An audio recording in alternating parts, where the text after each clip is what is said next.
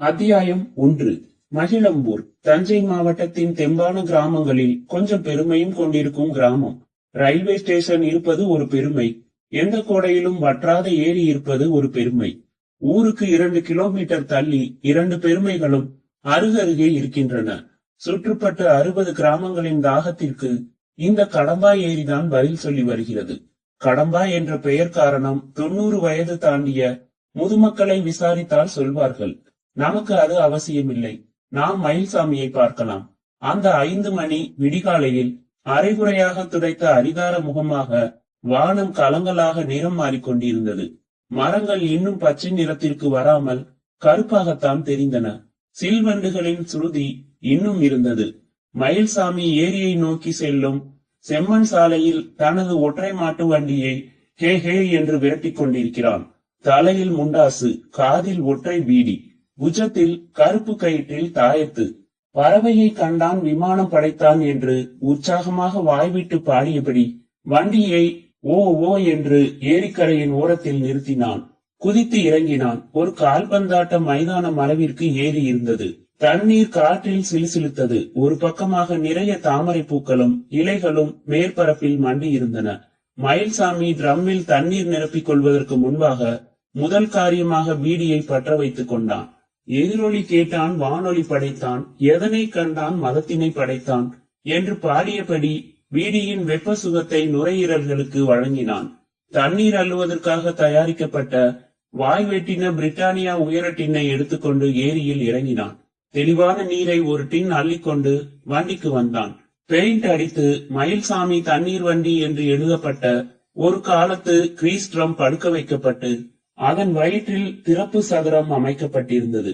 அதன் மேல் குப்பை வடிகட்ட வாயில் துணி போட்டிருந்தான். அதன் மேல் மொண்டு வந்த தண்ணீரை ஊற்றிவிட்டு 2வது நடையாக ஏரிக்கு சென்றான். 5-6 முறை அவன் ஊற்றி ட்ரம்மை நிரப்பிக் கொண்டிருக்கும் போது சூழ்நிலையில் வெளிச்சம் அதிகரித்துக் கொண்டிருந்தது. அருகாமை ரயில்வே ஸ்டேஷனில் ஸ்டேஷன் மாஸ்டராக பணிபுரியும் மதுசூதனன் தன் லூனா மொபெட்டில் ஏரியை கடந்த போது குட் மார்னிங் சார் என்றான் கத்தலாக. ஸ்டேஷன் மாஸ்டர் அந்த ஊருக்கு ஒரு கலெக்டரை போல.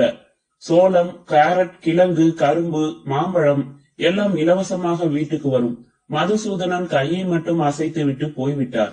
ஸ்டேஷன் வாசலில் தன் வண்டியை நிறுத்தி அவர் சில்லவுட்டில் நடந்து தன் அறைக்குள் நுழையும் வரை பார்த்து கொண்டிருந்த மயில்சாமி தன் வேலையை தொடர நீர்நிலைக்கு சென்று குனிந்த போது 15 அடி தள்ளி அவன் கவனம் திரும்பியது. தாமரை இலைகள் சூழ்ந்திருக்க அதற்கு நடுவில் நீட்டிக் கொண்டிருப்பது என்ன? மரக்கட்டையா? மரக்கட்டை போல தெரியவில்லையே.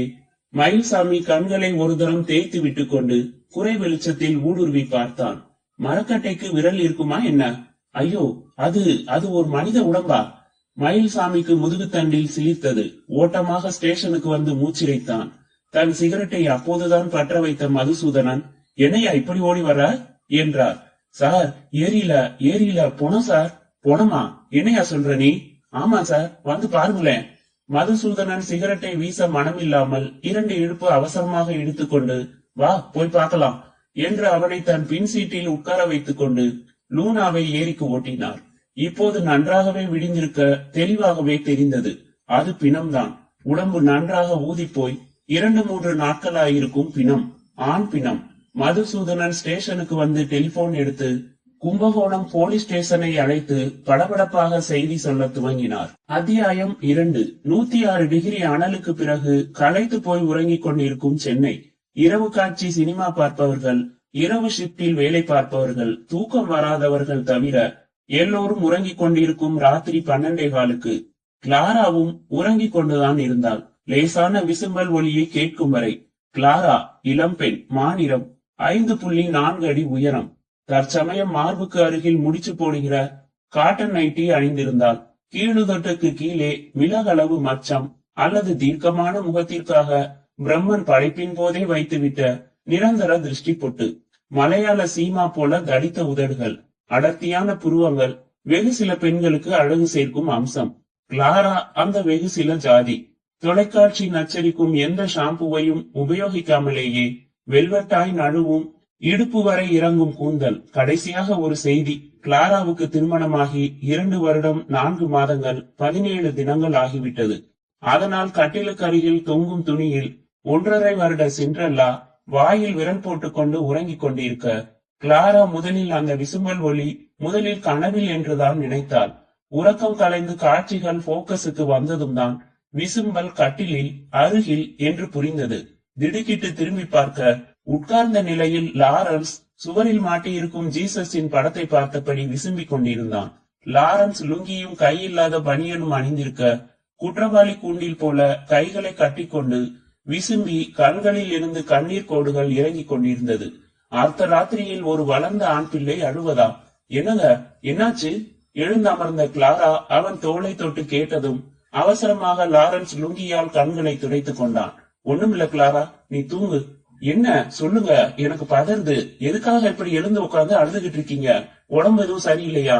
வயிறு ஈறு வலிக்குதா? ஒண்ணுமில்லம்மா, நீ படுத்துக்க. என்னங்க இப்படி சொல்றீங்க? நீங்க அழுது இது வரைக்கும் நான் பார்த்ததே இல்லையே. பக்கத்துல தானே டாக்டர் வீடு இருக்கு, வாங்க, ஏதாச்சும் பிரச்சனைனா போய் பார்த்துட்டு வந்துடலாம். கிளாரா அவன் நெற்றியை தொட்டு பார்த்தாள். ஜில் என்றுதான் இருந்தது. உடம்புக்கு ஒண்ணும் இல்ல கிளாரா. வேற என்னங்க, நான் ஏதாவது வருத்தப்படுற மாதிரி நடந்துகிட்டேனா? சீக்கிரம் சொல்லுங்க, எனக்கு படபடக்குது. சேச்சா, உன்னை பொண்டாட்டிய அடையறதுக்கு நான் ஒவ்வொரு ஜென்மத்திலையும் கர்த்தருக்கு நன்றி சொல்லிக்கிட்டே இருக்கணும் கிளாரா. ஆபீஸ்ல ஏதாவது பிரச்சனையா? சொன்னா உனக்கு கேலியா படும். ஒன்னும் பெருசா இல்ல, நீ படுத்துக்க, நானும் படுத்துக்கிறேன், தூங்கலாம். லாரன்ஸ் படுத்துக்கொள்ள கிளாராவும் படுத்துக்கொண்டு, எதுவா இருந்தாலும் பரவாயில்லங்க, சொல்லிடுங்க, எனக்கு தூக்கம் வராதுங்க என்றாள். சரி சொல்லிடுறேன். ஒரு கனவுமா? கனவுல ஜீசஸ், சிலுவையில அறையப்பட்ட ஜீசஸ் ரத்தம் சொட்ட சொட்ட நிக்கிறாரு.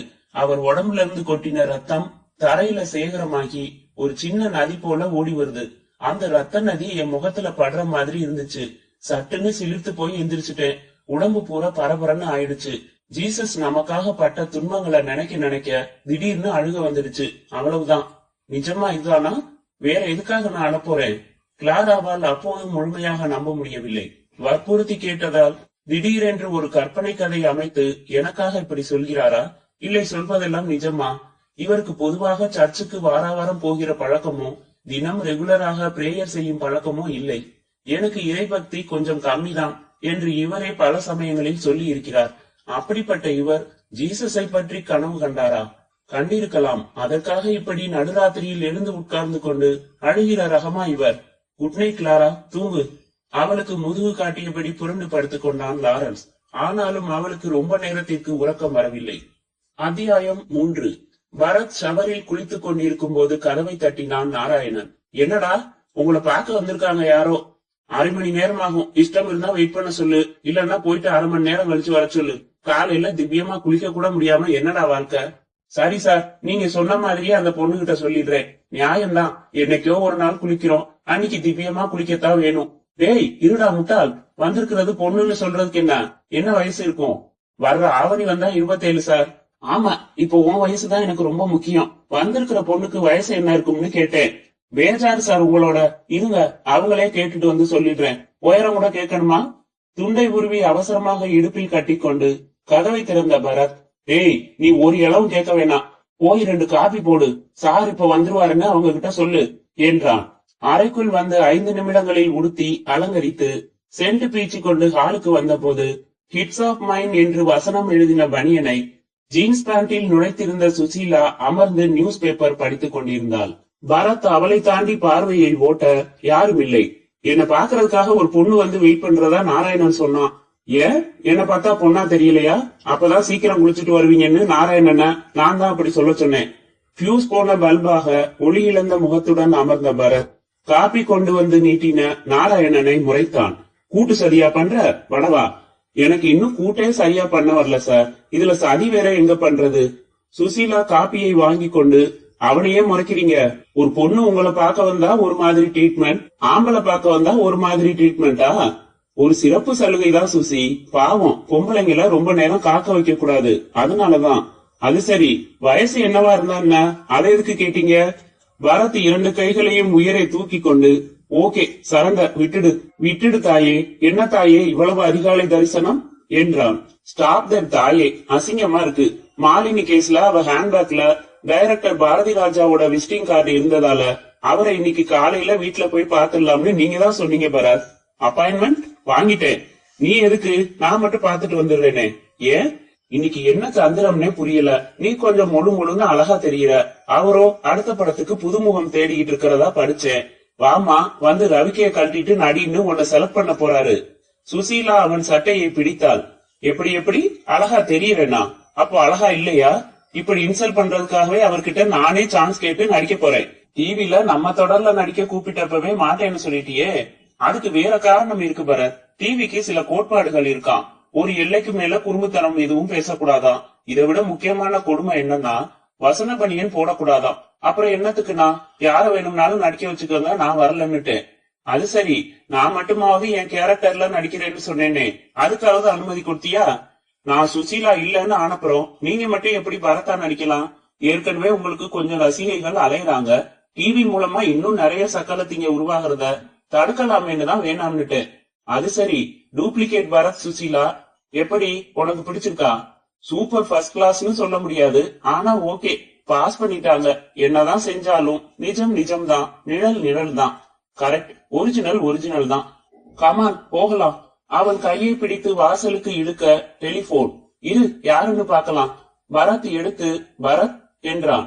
குட் மார்னிங் சார், நான் உங்க ஃப்ரெண்டு லாரன்ஸோட ஒய்ஃப் கிளாரா பேசுறேன். சௌக்கியமா? நல்லா இருக்கேன் சிஸ்டர். ஏலக்கா வாசனையோட டீ ஞாபகம் தான் வரும் உங்களை நினைக்கிறப்ப. சிண்ட்ரல்லா எப்படி இருக்கா? நல்லா இருக்கா. நான் உங்களை பாக்கணும் சார். நீங்க என்ன? நான் மட்டும். அவர் ஆபீஸுக்கு புறப்பட்டு போனதும் ஒரு 10 மணிக்கு உங்க ஏஜென்சி ஆபீஸுக்கு வரலாமா? வாங்களே, என்ன விஷயம்? நேர்ல சொல்றேன். ஓகே வாங்க. போனை வைத்து விட்டு யோசனையாக நிமிர்ந்தான் பரத். யாரு பரத்? கிளாரா. 10:30க்கு அவங்க மட்டும் ஆபீஸுக்கு வந்து நம்மள பாக்குறாங்களாம். விஷயம் நேர்ல சொல்றேன்னு சொன்னாங்க. என்னவா இருக்கும்னு புரியல. இருவரும் காரில் சென்றார்கள். லாரன்ஸ நான் பார்த்தேன் 4 மாசம் இருக்கும். அவன் இல்லாம வந்து இவங்க என்கிட்ட பேச விரும்புறாங்கன்னா நிச்சயம் பிரச்சனை அவனை பத்தி தான் இருக்கும். கல்யாணத்துக்கு முன்னாடி வேலை கிடைக்காத சமயத்துல லாரன்ஸ் நிறைய குடிச்சுக்கிட்டு இருந்தான். மறுபடியும் ஆரம்பிச்சுட்டானோ என்னவோ. ஏன் அப்செட் ஆகுறீங்க பரத்? அவங்க வந்து சொன்னா தெரிஞ்சுட்டு போகுது என்ற சுசீலாவின் தோளில் ஒரு கையை போட்டு கொண்ட பரத், நகர்ந்துடாத, கொஞ்சம் அப்செட் குறையட்டும் என்றான். அத்தியாயம் 4. தினத்தந்தியின் திருச்சி பதிப்பில் மட்டும் அந்த செய்தி வெளியாகி இருந்தது. பிணமான வாலிபர் யார்? விபத்தா கொலையா? போலீஸ் தீவிர விசாரணை. கும்பகோணம் அருகில் உள்ள மகிழம்பூர் கிராமத்தின் எல்லையில் ரயில்வே ஸ்டேஷன் அருகில் உள்ளது கடம்பா ஏரி. இந்த ஏரியில் நேற்று காலை ஒரு ஆணின் பிணம் மிதப்பதாக தகவல் பெற்றதும் கும்பகோணம் குற்றப்பிரிவு இன்ஸ்பெக்டர் ராமமூர்த்தி ஸ்தலத்திற்கு விரைந்து பிணத்தை கைப்பற்றி வழக்கு விசாரணையை துவக்கியுள்ளார். இறந்து போன வாலிபருக்கு 30 வயது இருக்கலாம். இடுப்பில் கருப்பு அரஞ்சான் கயிறு அணிந்துள்ள இவரை பற்றி யார் என்ன என்கிற எந்த விவரங்களும் இதுவரை போலீசாருக்கு கிடைக்கவில்லை. கும்பகோணம் அரசாங்க மருத்துவமனையில் பிணவரையில் வைக்கப்பட்டுள்ள இந்த அடையாளம் தெரியாத வாலிபரை யாராவது அந்த ஏரியில் தள்ளிவிட்டு கொலை செய்தார்களா அல்லது அவரே குளிக்கும் போது மூச்சு திணறி இறந்து போனாரா என்று போலீசார் தீவிரமாக விசாரித்து வருகிறார்கள். ராமமூர்த்தி செய்தித்தாளை மடக்கி போட்டுவிட்டு கையில் பிடித்த பீங்கான் கப்பில் இருந்த காப்பியையும் குடித்து முடித்து வைத்த போது சப் இன்ஸ்பெக்டர் கிருஷ்ணன் உள்ளே வந்தார். Good morning sir, postmortem report என்று நீட்டினார். ராமமூர்த்தி வாங்கி பிரித்து பார்வையை ஓட்டினார். அதிகப்படியான தண்ணீர் மூச்சுக்குழாய் உள்ள போய் மூச்சு திணறல் காரணமா மரணம்னு போட்டிருக்காரு. உடம்புல வேற எந்த விதமான காயமும் இல்லன்னு போட்டிருக்காரு. மரணம் நடந்து 3 நாள் ஆகி இருக்கும்னு போட்டிருக்காரு. குளிக்கிறப்போ சேறு பகுதியில கால் வலிக்கு ஆழமான பகுதிக்கு போயிருக்கணும். A simple accident I think. இருக்கலாம் சார். ஏரியில அங்கங்க சேறு பகுதி அதிகம்னு நிறைய பேர் சொல்லி இருக்காங்க சார். ஆனா இறந்தது யாருன்னு அடையாளம் கண்டுபிடிச்சாதான் கேஸுக்கு முற்றுப்புள்ளி வைக்க முடியும். அதானே? அதுவும் சொல்ல நினைச்சேன். வேற என்ன? கிராமத்துக்குள்ள விசாரிச்ச வரைக்கும் யாருக்கும் பிணத்த அடையாளம் தெரியல. அந்த கிராமத்துல பெரும்பாலும் எல்லா ஆம்பளைங்களும் வேட்டி கட்டுறவங்க தான். இறந்தவன் இளைஞன். ஏரியில மிதந்த ஒரு பேண்ட நாம கைப்பற்றினமே, அது இவன் சைஸுக்கு பொருந்தது. அதனால பேண்ட் நிச்சயமா இவனோடதா தான் இருக்கணும். சரி, அதனால கிராமத்துக்காரங்க யாருக்கும் அடையாளம் தெரியாததால அவன் வெளியூர்காரன் தான் நம்புறீங்களா? அதுதான் புரியுதே, மேல சொல்லுங்க. ஏரியில நமக்கு கிடைச்சது பேண்ட் மட்டும்தான். வெளியூர்ல இருந்து ஒருத்தன் பேண்ட் மட்டும் போட்டுக்கிட்டு வருவானா? சட்டையும் போட்டுக்கிட்டு தானே வந்திருப்பான். அந்த சட்டை எங்க? என்னையா கேள்வி இது? ஏரியில அடியில ஏதாவது ஒரு தாமரை கொடியில சிக்கி இருக்கலாம். ஏன் பாயிண்ட் அது இல்ல சார். நமக்கு பிணம் நிர்வாணமா தான் கிடைச்சது. ஒரு சிகப்பு துண்டு தனியா கிடைச்சது. அதாவது கரையில பேண்டையும் சட்டையையும் கழட்டி வச்சுட்டு அந்த சிவப்பு துண்டை மட்டும் கட்டிக்கிட்டு அவன் குளிக்க இறங்கி இருக்கணும். அப்பதான் கால் நழுவி ஆழத்துக்கு போய் மாட்டி இருக்கணும். கரெக்டா? கரெக்ட். அதான் நம்ம தியரி. கரையில கழட்டி வச்ச பேண்ட்டும் சட்டையும் ரெண்டுமே நமக்கு கிடைக்கலன்னா ரெண்டையும் எவனோ திருவிட்டு போயிட்டான்னு ஒரு யூகத்துக்கு வரலாம். ஏரியில பேண்ட் மட்டும் கிடைச்சது. இப்ப ரெண்டு கேள்விகள். குளிக்கிறதுக்காக கரையில கழட்டி வச்சிருந்த அந்த பேண்ட் எப்படி ஏரிக்குள்ள வந்து மிதக்கும்? அவனோட சட்டை எங்க? ராமமூர்த்தி காலையில் தான் ஷேவ் செய்திருந்தாலும் அதற்குள் சொரசொரப்பாகி போன தன் தாடையை தடவியபடி கிருஷ்ணனை பார்த்தார். கிருஷ்ணன், லேசா ஒரு குழப்பம் இருக்குதான். முதல்ல இறந்தவன் யாருன்னு கண்டுபிடிக்கிறதுல தீவிரம் காட்டலாம்னு நினைக்கிறேன். எஸ் சார் என்றார் கிருஷ்ணன்.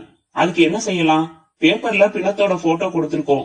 அது யூஸ்லெஸ். 3 நாள் தண்ணியில ஊறி போய் விகாரமாகி போன முகம் தான் போட்டோல இருக்கு. பாலூட்டி வளர்த்த அம்மா பார்த்தா கூட தன் மகனை அந்த போட்டோ பார்த்து அடையாளம் சொல்ல முடியாது கிருஷ்ணன். தமிழ்நாடு பூரா இந்த 3 நாளா வந்திருக்கிற மிஸ்ஸிங் கம்ப்ளைண்ட் லிஸ்ட் வாங்கி பார்க்கலாம் sir. Not a bad idea sir. முதல் காரியமா அந்த ஏரிக்குள்ள 2-3 பேரை குதிச்சு தேடி பார்க்க சொல்லலாம்னு படுது. எதை தேடுறது? அவன் போட்டிருந்த பேண்ட்ல மணி பர்ஸோ கைக்குட்டையோ ஒரு காகிதமோ கூட கிடைக்கல. அதனால சட்டையில அவன் சம்பந்தப்பட்ட தகவல் கிடைக்கலாம். வேற ஏதாவது புதுசா தகவல் சொல்ற பொருள் ஏதாவது கிடைக்கலாம். ராமமூர்த்தி சற்றே யோசித்து விட்டு, சரி கிருஷ்ணன், ஏரியில உள்ள மூழ்கி தேடி பார்க்கறதுக்கு ஏற்பாடு பண்ணுங்க என்று சொல்லிவிட்டு டெலிபோனை தன் அருகில் எடுத்து வைத்துக் கொண்டார். அத்தியாயம் 5. கிளாரா காட்டன் புடவை கட்டி கண்ணாடி வளையல்கள் போட்டிருந்தாள். நாற்காலியில் அமர்ந்ததும் அவளின் ஒற்றை பின்னல் தரை தொட முயன்றது. எடுத்து முன்பக்கம் போட்டுக் கொண்டாள். காபி டம்ளரை 2 கைகளாலும் பிடித்து குடித்தாள். பரத்தும் சுசீலாவும் அவளாக விஷயத்துக்கு வர எதிர் நாற்காலிகளில் காத்திருந்தார்கள். ரவி வந்து காலி காபி டம்ளர்களை எடுத்து சென்றதும் ஆட்டோமேட்டிக் டோர் க்ளோசரின் இயக்கத்தில் கதவு மூடிக்கொண்ட பிறகு கிளாரா செருமிக் கொண்டாள். அவர் ஏதோ ஒரு பிரச்சனையில இருக்காருன்னு எனக்கு புரியுது. அது என்னன்னு என்கிட்ட சொல்ல மாட்டேங்கிறாரு. 2 நாளா அவரோட நடவடிக்கைகள் எனக்கு புதிரா இருக்குங்க சார். என்ன பண்றான்? நடுராத்திரி எழுந்து உட்கார்ந்துகிட்டு அழுதுகிட்டு இருக்காரு. கேட்டா ஜீசஸ் பத்தி கனவு கண்டு சிலிர்த்து போய் எழுந்துட்டேன். அவர் பட்ட துன்பங்களை எல்லாம் நினைச்சா அழுகையா வருதுன்னு சின்ன பிள்ளைக்கு சொல்ற மாதிரி சொல்றாரு. அப்புறம் தட்டு முன்னாடி உட்கார்ந்துகிட்டு சாதத்தை பிசைஞ்சுகிட்டே இருக்காரு. சிந்தனை எங்கேயோ இருக்குது. சாப்பிடுங்கன்னு சொன்னதும் தான் சுய நினைவுக்கு வந்து சாப்பிடுறாரு. டூத் பிரஷ்ல ஷேவிங் கிரீமை பிதுக்கி பல்லு தேய்க்க போயிட்டாரு. நான் பார்த்து தடுத்துட்டேன். ஏதோ ஞாபகம்னு சிரிக்கிறாரு. பீரோ சாவியை எடுத்துக்கிட்டு போய் பைக்ல போட்டு அதை ஸ்டார்ட் பண்றதுக்கு முயற்சி பண்றாரு. இதுக்கெல்லாம் என்ன அர்த்தம்? வேற ஒரு விஷயத்துல சிந்தனைன்னு அர்த்தம் என்றாள் சுசீலா. பொண்டாட்டி கிட்ட சொல்ல முடியாம அப்படி என்ன விஷயம்னு புரியல எனக்கு. ஆபீஸ் போறவர், அங்க ஏதாச்சும் பிரச்சனை இருக்கலாம். ஏன் ஒண்ணுமில்லன்னு என்கிட்ட மறைக்கணும்? ஒண்ணுமில்லன்னு அவர் சொல்லத்தான் விஷயம் ஏதோ பெருசா இருக்குமோன்னு எனக்கு பயமா இருக்குது. அதனாலதான் உங்ககிட்ட வந்தேன். அவரை சந்திச்சு அவருக்கு என்ன பிரச்சனைன்னு கொஞ்சம் கேட்டு சொல்லிட்டா எனக்கு நிம்மதியா இருக்கும். நீங்க பயப்படுற மாதிரி எதுவும் இருக்காதுன்னு தான் நான் நினைக்கிறேன். நான் இன்னைக்கே அவனை மீட் பண்ண போறேன். கவலைப்படாதீங்க. அப்செட் ஆகுறது எல்லாருக்கும் சகஜம். இப்ப என்னையே எடுத்துக்கங்க. காலையில நான் குளிச்சுக்கிட்டு இருந்தப்போ ஒரு பொண்ணு என்னை பார்க்க வந்திருக்கிறதா என் வேலைக்காரன் சொல்ல, போதும் பரத், அவங்க புறப்படணுமா என்றாள் சுசீலா. கிளாரா சென்றதும் சுசீலா டெலிபோன் எடுத்து எண்கள் ஒற்றி, hello Thomson, mister Lawrence please என்று விட்டு பரத்திடம் நீட்டினாள். பரத் வாங்கி, ஹலோ லாரன்ஸ், குட் மார்னிங் என்றான். Good morning Bharath. இன்னைக்கு நான் உனக்கு குட் ஈவினிங் சொல்ல விரும்புறேன். சொல்ல நேர்ல சொல்றேன். 5:30 உங்க ஆபீஸ் வாசல்லயே வெயிட் பண்ணு, வந்துடுறேன். அப்புறம் அவ பேர் என்ன? யாரு? மின்மினின்னு பேர் சூட்டினேனே, உங்க ஆபீஸ் டெலக்ஸ் சுந்தரி. விசாரிச்சதா சொல்லு. ஈவினிங் ஃப்ரீயானு விசாரி. How about your coffee with பரத்னு. மேலே பேசி முடிக்கும் முன்பாக சுசீலா பிடுங்கி லொடக் என்று ரிசீவரை வைத்தான். அத்தியாயம் 6. ஏரியை சுற்றி எல்லா கரைகளிலும் மகிழம்பூரின் மொத்த ஜனத்தொகையும் நிரம்பி இருந்தது. ஷூட்டிங் போல வேடிக்கை பார்த்தது. சப் இன்ஸ்பெக்டர் கிருஷ்ணன் ஜீப்பில் சாய்ந்து நின்று கொண்டிருக்க, தண்ணீருக்குள் அதிக நேரம் மூச்சு பிடித்து பொருள்களை தேடுகிற வித்தையில் கரை கண்ட 4 பேர்கள் தண்ணீரின் மேற்பரப்புக்கு வந்து மூச்சு விட்டுக் கொள்வதும் சற்று தள்ளி சென்று மூழ்குவதுமாக இருந்தார்கள். அவர்களில் ஒரு தலை ஒவ்வொரு முறை மேலே வரும்போதும் கிருஷ்ணனும் மொத்த கூட்டமும் எதையோ கொண்டு வரப்போகிறான் என்ற எதிர்பார்ப்புடன் பார்த்து கொண்டிருந்தார்கள். 2 மணி நேரமாக இந்த கண்ணாமூச்சி தேடல் நடந்து கொண்டிருக்க, தன் யூகம் தப்பானதோ என்று கிருஷ்ணனுக்கு அவநம்பிக்கை வந்துவிட்ட நேரத்தில் ஒரு ஆசாமி நீர்ப்பரப்பின் மேல் ஒற்றை கையை உயர்த்தி பிடித்தபடி தோன்றினான். அந்த கையில் சேரும் சகதியும் பூசிக்கொண்டிருந்த ஒரு சிறிய சூட்கேஸ் இருந்தது. கிருஷ்ணனுக்கு தம்சப் இளைஞன் போல 2 கைகளையும் உயர்த்தி கொண்டு குதிக்க வேண்டும் போல் இருந்தது. ஏரியின் மையத்தில் இருந்த அந்த ஆசாமி இவர் நின்றிருந்த கரையை நோக்கி நீந்தி வரும் வரைக்கும் கூட பொறுமையின்றி, சீக்கிரம் கொண்டாயா என்றார். அவன் அந்த சூட்கேஸை அவர் முன்பாக போட்டதும் எல்லா கரைகளிலும் நின்ற மக்கள் இங்கே குவிய துவங்க, 2 கான்ஸ்டபிள்கள் குச்சிகளை சுழற்றி அவர்களை ஒரு குறிப்பிட்ட எல்லையை தாண்ட விடாமல் பார்த்து கொண்டார். முதல் காரியமாக ஏரி தண்ணீரிலேயே அந்த சூட்கேஸின் மேல் படிந்திருந்த சகதியை கழுவி சுத்தம் செய்ய சொன்னார். அது ஒரு விஐபி சூட்கேஸ், பிரவுன் நிறம். அதிகமான ஸ்கிராட்சுகள் இல்லை. சாவி போட்டு திறக்கும் பகுதியில் QO என்று இனிஷியல்ஸ் மற்றும் ஸ்டிக்கரில் ஒட்டப்பட்டிருந்தது. கிருஷ்ணன் அந்த பெட்டியை திறக்க முயன்றார். முடியவில்லை, பூட்டி இருந்தது. ஜீப்பில் இருந்த வலுவான ஒரு இரும்பு கம்பி எடுத்து நெம்பி சிறிய இடைவெளி ஏற்படுத்தி அந்த இடைவெளிக்குள் கம்பியை கொடுத்து பூட்டு பகுதி வரை மெதுவாக நகர்த்தி பிறகு படக்கென்று 2-3 முறைகள் முரட்டுத்தனமாக முயன்றதும் பூட்டு உடைந்து போய் பெட்டி திறந்து கொண்டது. உள்ளே இருந்தவற்றை எல்லாம் அப்படியே ஜீப்பின் பேனட் மேல் கவிழ்த்தார். எல்லா பொருள்களுமே சொத சொதவென்று நனைந்து போயிருந்தன. 4 பேண்ட்ஸ், 4 ஷர்ட்ஸ், 3 பனியன்கள், 2 ஜட்டி, 2 கைலி, 1 துண்டு, 3 கர்ச்சீப்ஸ். இவை துணி வகைகள். பிறகு பான்ஸ் பவுடர் டப்பா, குனேகா சென்ட் பாட்டில், பிளாஸ்டிக் சீப்பு, toothbrush, paste, shaving set. அவ்வளவே. கிருஷ்ணன் அந்த பேண்டை எடுத்து இடுப்பின் உள்பக்கம் பார்த்தார். அவர் எதிர்பார்த்தது போலவே தைத்த டைலர் கடையின் பெயரும் ஊரும் இருந்தது. Advance style Bombay. எல்லா பேண்ட்டுகளும் சட்டைகளும் அதே அட்வான்ஸ் ஸ்டைல் பாம்பே துணி லேபிளை தாங்கி இருந்தது. எல்லா பொருள்களையுமே அள்ளி அதே சூட்கேஸில் போட்டுக்கொண்டு புறப்பட்டார் கிருஷ்ணன். வெரி குட் என்றார் இன்ஸ்பெக்டர் ராமமூர்த்தி. இப்ப நம்ம கிட்ட இறந்தவன் பத்தி 2 தகவல்கள் இருக்கு. அவன் பாம்பேல இருக்கிறவன், இல்லன்னா இருந்தவன்.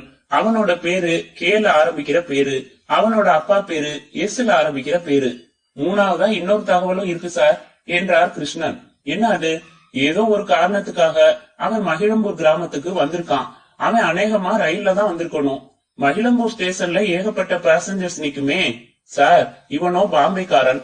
பாம்பேல இருந்து மகிழம்பூர் வரணும்னா மெட்ராஸ் வந்துதான் வரணும். மெட்ராஸ்ல இருந்து வர்ற ட்ரெயின்ல மகிழம்பூர்ல நிக்கிற எக்ஸ்பிரஸ் ட்ரெயின் ஒண்ணுதான். அது ராமேஸ்வரம் எக்ஸ்பிரஸ். எத்தனை மணிக்கு மகிழம்பூர்ல நிக்கிது அது? கும்பகோணத்துக்கு ஷெட்யூல் டைம் 4:38 அதிகாலை சார். மகிழம்பூர்ல 4:42க்கு நிக்கும் சார்.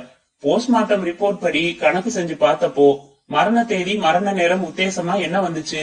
7ஆம் தேதி காலையில 5 மணி வாக்குல இறந்திருக்கணும்னு கணக்கு வந்துச்சு சார். பொருந்துதே.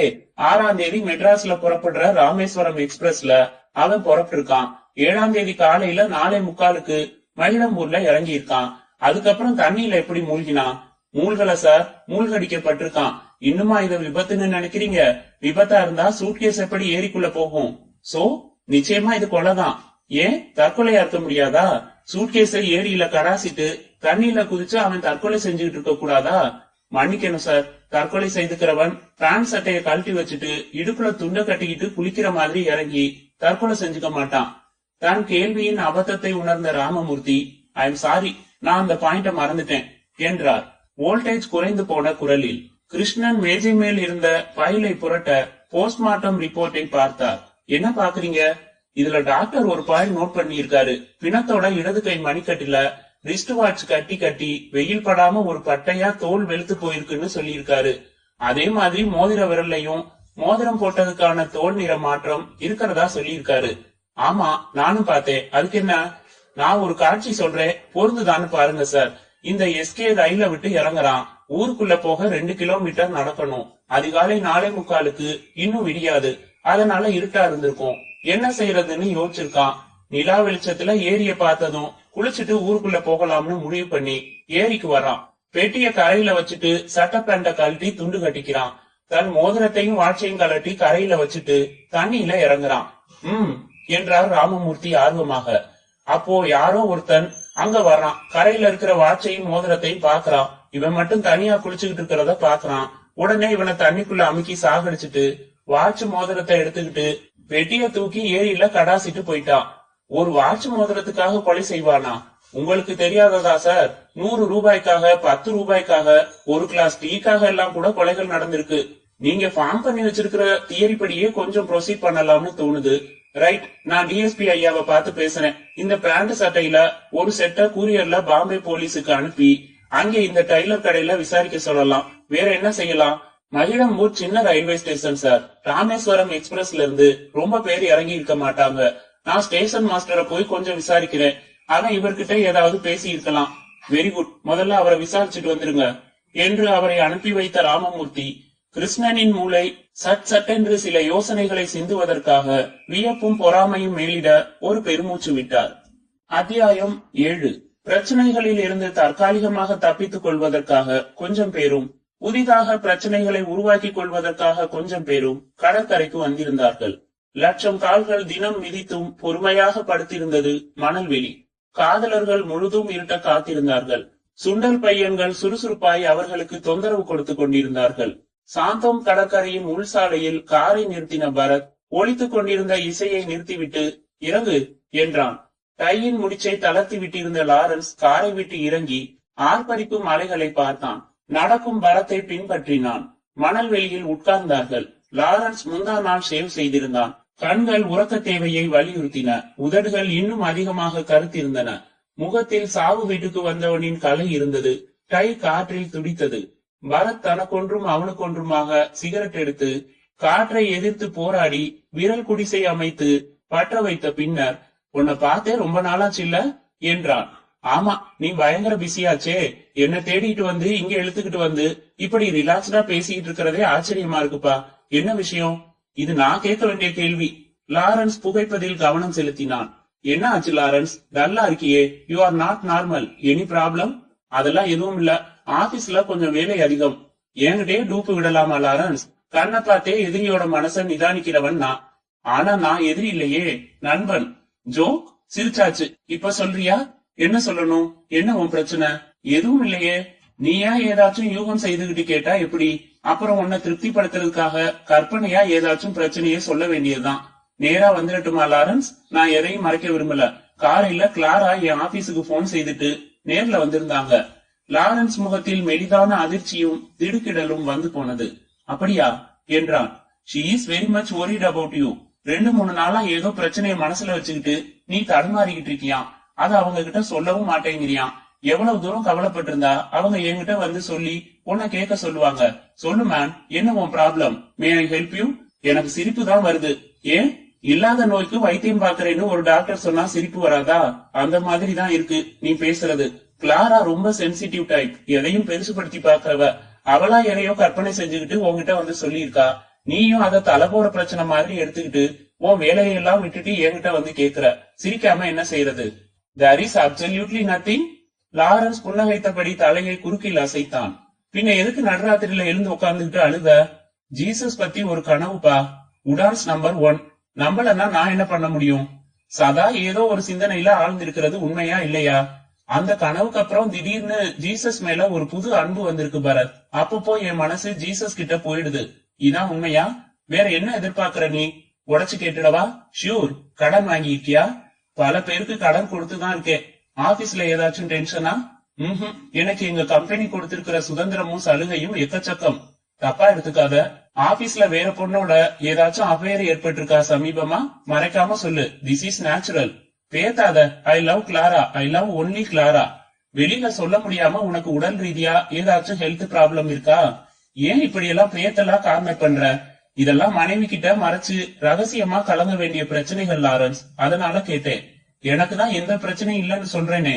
கிளாரா ஸ்ட்ராங்கா உணர்றாங்களே. அவ ஒரு சென்சிட்டிவ் கேர்ள்னு சொன்னேனே. லாரன்ஸை உற்று பார்த்தான் பரத். இவன் பிடிவாதமாக போய் சொல்கிறான். மறைத்தே தீருவது என்று வெகு தீர்மானமாக இருப்பவனிடம் இருந்து ஒரு வார்த்தையை கூட வரவழைக்க முடியாது. கேள்விப்பட்டிருக்கேன், இன்னைக்கு தான் பாக்குறேன். என்ன, ஒரு கல்லூரி மங்கன? பரத், நீயும் என்ன நம்பலையா? அதை விட நீ என்ன உன் உண்மையான ஃப்ரெண்டா இன்னும் நம்பலன்னு சொல்லு. அதான் உண்மை. ஓகே, போலவா? பரத் எழுந்து மணல் தட்டி காரில் அமர அமைதியாக தொடர்ந்து வந்து லாரன்ஸ் அவன் அருகில் அமர்ந்து கொண்டான். பரத் புறப்பட்டதும் சொன்னான், ஓகே, என்கிட்ட சொல்ல வேணாம். உன் பிரச்சனைய நீயே சமாளிச்சுக்கோ. பட் ஒன் திங், உரிமையோட என்கிட்ட வந்ததுக்காக கிளாராவை திட்டாத. அத்தியாயம் 8. மகிழம்பூர் ரயில்வே ஸ்டேஷனில் master Madhusudhanan sub inspector Krishnan வந்தபோது கேரியர் பிரித்து ஒரு கையில் அப்பளத்துடன் மும்முரமாக இருந்தார். நீங்க சாப்பிடுங்க, நான் வெயிட் பண்றேன். பலர் அமர்ந்து அமர்ந்து பாலிஷ் ஏறி போன தேக்கு மர நாற்காலிகளில் அமர்ந்த கிருஷ்ணன் சுவரில் மகிழம்பூருக்கு வருகிற ரயில்களின் விவரங்களை பார்வையிட துவங்கினார். மதுசூதனன் சில நிமிடங்களில் கைத்தூண்டில் வாய் துடைத்துக் கொண்டு வந்து அமர்ந்து, சொல்லுங்க சார் என்றார். கடம்பா ஏரியில மிதந்த பிணத்தை பத்தி முதல்ல தகவல் கொடுத்ததே நீங்க தான்.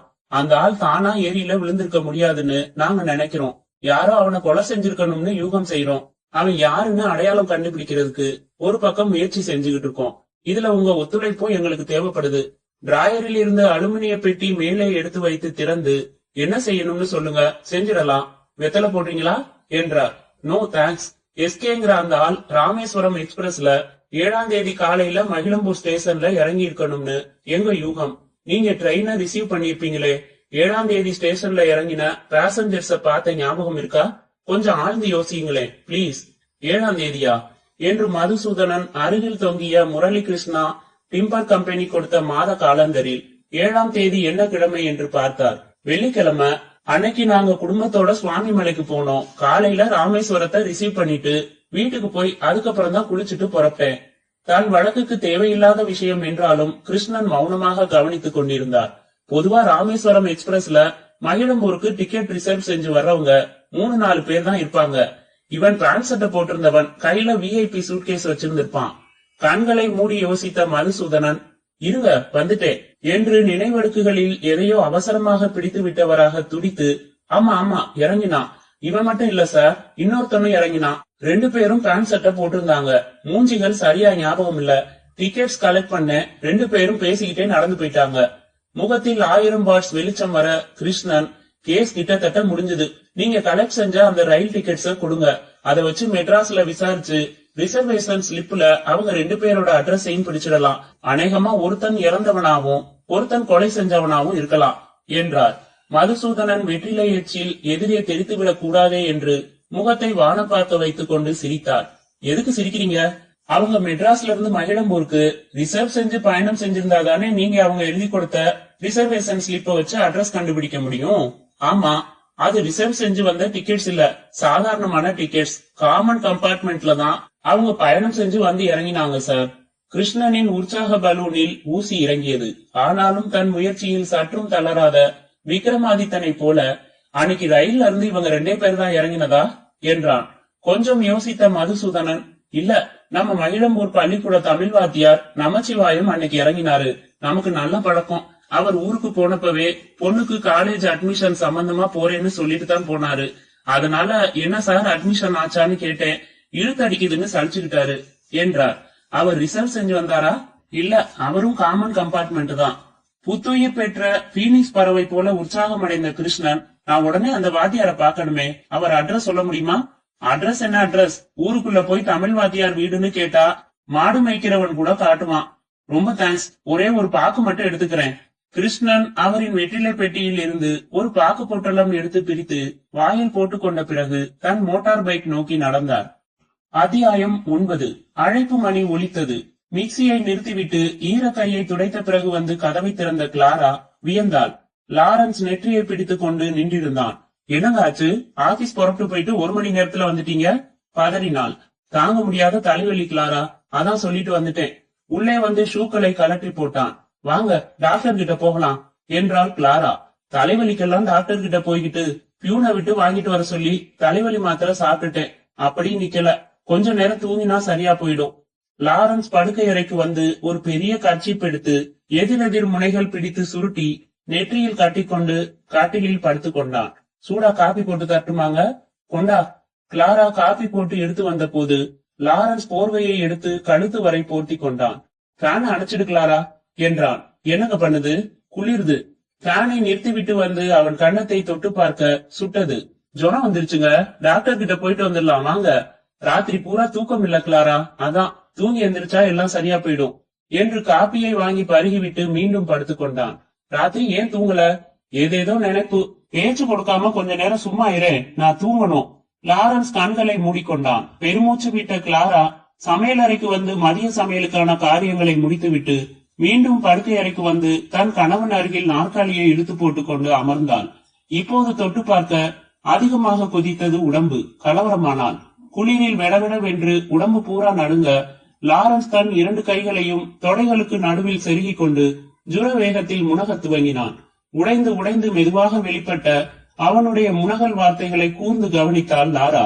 ஒரு வகையில பார்க்க போனா இது கொலைதான். ஜீசஸ், என்னை மன்னிச்சிடுங்க. இந்த வாக்கியத்தையே அவன் திரும்ப திரும்ப உளறலாக சொல்லிக் கொண்டிருக்க கிளாரா திடுக்கிட்டாள். என்ன சொல்கிறார் இவர்? கொலையா? எது கொலை? ஜீசஸ் இவரை ஏன் மன்னிக்க வேண்டும்? கிளாரா வியர்த்து போய் எழுந்து முதலில் டாக்டருக்கும் பிறகு பரத்திற்கும் பக்கத்து வீட்டில் இருந்து போன் செய்தாள். அத்தியாயம் 10. சிவப்பு விளக்கு புகழ், ஹிந்தி சினிமா புகழ், கடத்தல் புகழ், வர்த்தக புகழ், பங்கு மார்க்கெட் புகழ், பங்கு மார்க்கெட் மோசடி புகழ். பாம்பே செம்பூரில் இருந்தது அந்த அட்வான்ஸ் ஸ்டைல் தையல் கடை. ஆண்களுக்கு மட்டுமே தைக்கிற ஸ்தாபனம், இளைஞர்களை கவர்ந்த கடை. பைக்கை நிறுத்தி இறங்கினார் இன்ஸ்பெக்டர் மேத்தா. சைடு பாக்ஸில் இருந்து கும்பகோணம் போலீஸ் அனுப்பி வைத்த எஸ்கேயின் பேண்ட் உள்ள பாலித்தீன் கவரை எடுத்துக்கொண்டு கடைக்குள்ளே நுழைந்தார். கடை ஒரு சின்ன ஹோட்டல் போல ரிசப்ஷன், டெலிவரி, ஃபிட்டிங் என்று தனித்தனி பகுதிகள் கொண்டிருந்தன. ரிசப்ஷனில் இருந்த பெண் சேலை கட்டி ஸ்லீவ்லெஸ் ஜாக்கெட் அணிந்து உற்று பார்த்தால் புலப்படும் பொட்டு வைத்திருந்தாள். உதட்டில் புன்னகை வைத்திருந்தாள். எஸ் பிளீஸ் என்றால் மேத்தாவுக்கு தலையசைத்து. கவரில் இருந்து பேண்டை எடுத்து மேஜை மேல் வைத்த மேத்தா, இது உங்கள் கடையில் தைத்ததுதானே என்று ஹிந்தியில் கேட்டார். அவள் லேபிளை பார்த்துவிட்டு ஆமாம் என்றாள். இந்த பேண்டுக்குரிய நபர் தமிழ்நாட்டில் சில தினங்களுக்கு முன்பாக ஒரு கிராமத்து ஏரியில் பிணமாக கிடந்தான். அவன் கொல்லப்பட்டிருக்கலாம் என்பது சந்தேகம். முதலில் அவன் யார் என்று அடையாளம் தெரிய வேண்டும். இந்த பேண்டின் அளவுகளை அளந்து அதன் மூலம் உங்கள் கஸ்டமரின் பெயரையும் விலாசத்தையும் கண்டுபிடித்து சொல்ல முடியுமா மேடம்? மை குட்னஸ், எத்தனை ஆயிரம் கஸ்டமர்கள் எங்களுக்கு. பலரின் அளவுகள் ஒத்துப்போக சாத்தியம் இருக்கிறது சார். ஒரு க்ளூ தர இயலும். இறந்தவனின் பெயர் சுருக்கம் எஸ்கே. அதனால் உங்கள் கஸ்டமர்களின் பெயர்களில் எஸ் இன்சியலுக்கு பிறகு கேயில் துவங்குகிற பெயர் கொண்டவர்களை மட்டும் முதலில் தனியாக பிரித்துக் கொள்ளலாம். பிறகு அந்த கஸ்டமரின் அளவுகளோடு இந்த பேண்டின் அளவுகளை ஒப்பிட்டு பார்க்கலாம். நல்ல யோசனைதான். ஆனால் இதற்கு மணிக்கணக்கில் நேரமாகுமே. ஆகட்டும், நானும் ஒத்துழைக்கிறேன். இவனை உன் உதவியால் கண்டுபிடித்து விட்டால் என் சொந்த செலவில் உனக்கு ஒரு ஐஸ்கிரீம் வாங்கி தருகிறேன். அவள் சிரித்து விட்டாள். ஒரு உதவியாளனை அழைத்து அந்த பேண்டின் அத்தனை அளவுகளையும் மிகச் சரியாக அளந்து ஒரு தனி காகிதத்தில் குறிக்க சொன்னாள். பிறகு தன் நிறுவனத்தின் கஸ்டமர்களின் பெயர்கள், விலாசங்கள் கொண்ட ஒரு பெரிய லெட்ஜர் போன்ற புத்தகத்தை எடுத்து வைத்துக் கொண்டு புரட்ட துவங்கினாள். சாரி, நாங்கள் அகர வரிசைப்படி இந்த விலாசங்களை வைத்திருக்கவில்லை.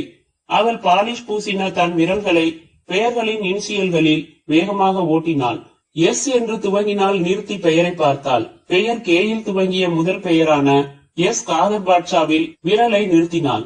மேத்தா ஒரு தனி காகிதத்தில் எஸ் காதர் பாட்ஷா என்று எழுதி அவரின் பெயர் இடம்பெற்றிருக்கும் பக்க எண்ணை குறித்து கொண்டதும் அவள் மீண்டும் விரல்களை ஓட்டினாள். 1 மணி நேரத்தில் எல்லா விலாசங்களும் முடிந்து போக மேத்தா தன் லிஸ்டை பார்த்தார். எஸ் இன்சியலுடன் கேயில் துவங்கும் 14 பெயர்கள். வெல், இப்போது இந்த 14 பேரின் பேண்ட் அளவுகளுடன் நான் கொடுத்த பேண்ட் அளவுகளை ஒப்பிட வேண்டும் மேடம். அந்த ஒப்பிடல் காரியம் துவங்கியது. அடுத்த 5வது நிமிடம் விடை கிடைத்தது.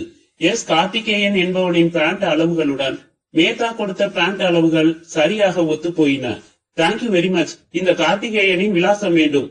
அவள் தனியாக ஒரு காகிதத்தில் அந்த கார்த்திகேயனின் தாராவி விலாசத்தை எழுதி கொடுத்தாள். புன்னகையுடன் எழுந்து கொண்டார் மேத்தா. வெறும் பேச்சோடு சரியா சார்? எங்கே ice cream? My goodness, you are serious about it? இவனை பற்றிய முழு தகவல்களையும் சேகரித்து கும்பகோணம் போலீசுக்கு அனுப்பி வைத்த மறு வினாடி நான் புறப்பட்டு இங்கே வருகிறேன். Let us have ice cream, okay? Mehta பைக்கை விரட்டி குறிப்பிட்ட அந்த தாராவி விலாசத்தை அடைந்தார். அந்த சிறிய தனி வீடு பூட்டி இருந்தது. அருகில் ஒரு சில்லறை மீன் வியாபார கடை இருந்தது. அங்கே வந்தார். பூட்டப்பட்டிருந்த வீட்டில் உள்ள கார்த்திகேயனை பற்றி விசாரித்தார். அவரா? ஒரு பிளைவுட் கம்பெனிக்கு ரெப்ரசன்டேட்டிவாக வேலை பார்த்தான். அவனோடு அவன் மனைவி ஒருத்தி இருந்தால், நந்தினி என்று பெயர். கொள்ளை அழகு. இவன் கம்பெனி வேலை காரணமாக மாதத்தில் 15 நாட்கள் டூர் போய்விடுவான். அவள் மட்டும் வீட்டில் தனியாக இருப்பாள். லெண்டிங் லைப்ரரி நடத்தும் மனோகர் என்னும் இளைஞன் தினசரி வந்து புத்தகம் கொடுப்பான். மாற்றி வாங்கி செல்வான். அதில் மனோகருக்கும் நந்தினிக்கும் ஒரு தொடர்பு ஏற்பட்டு போனது.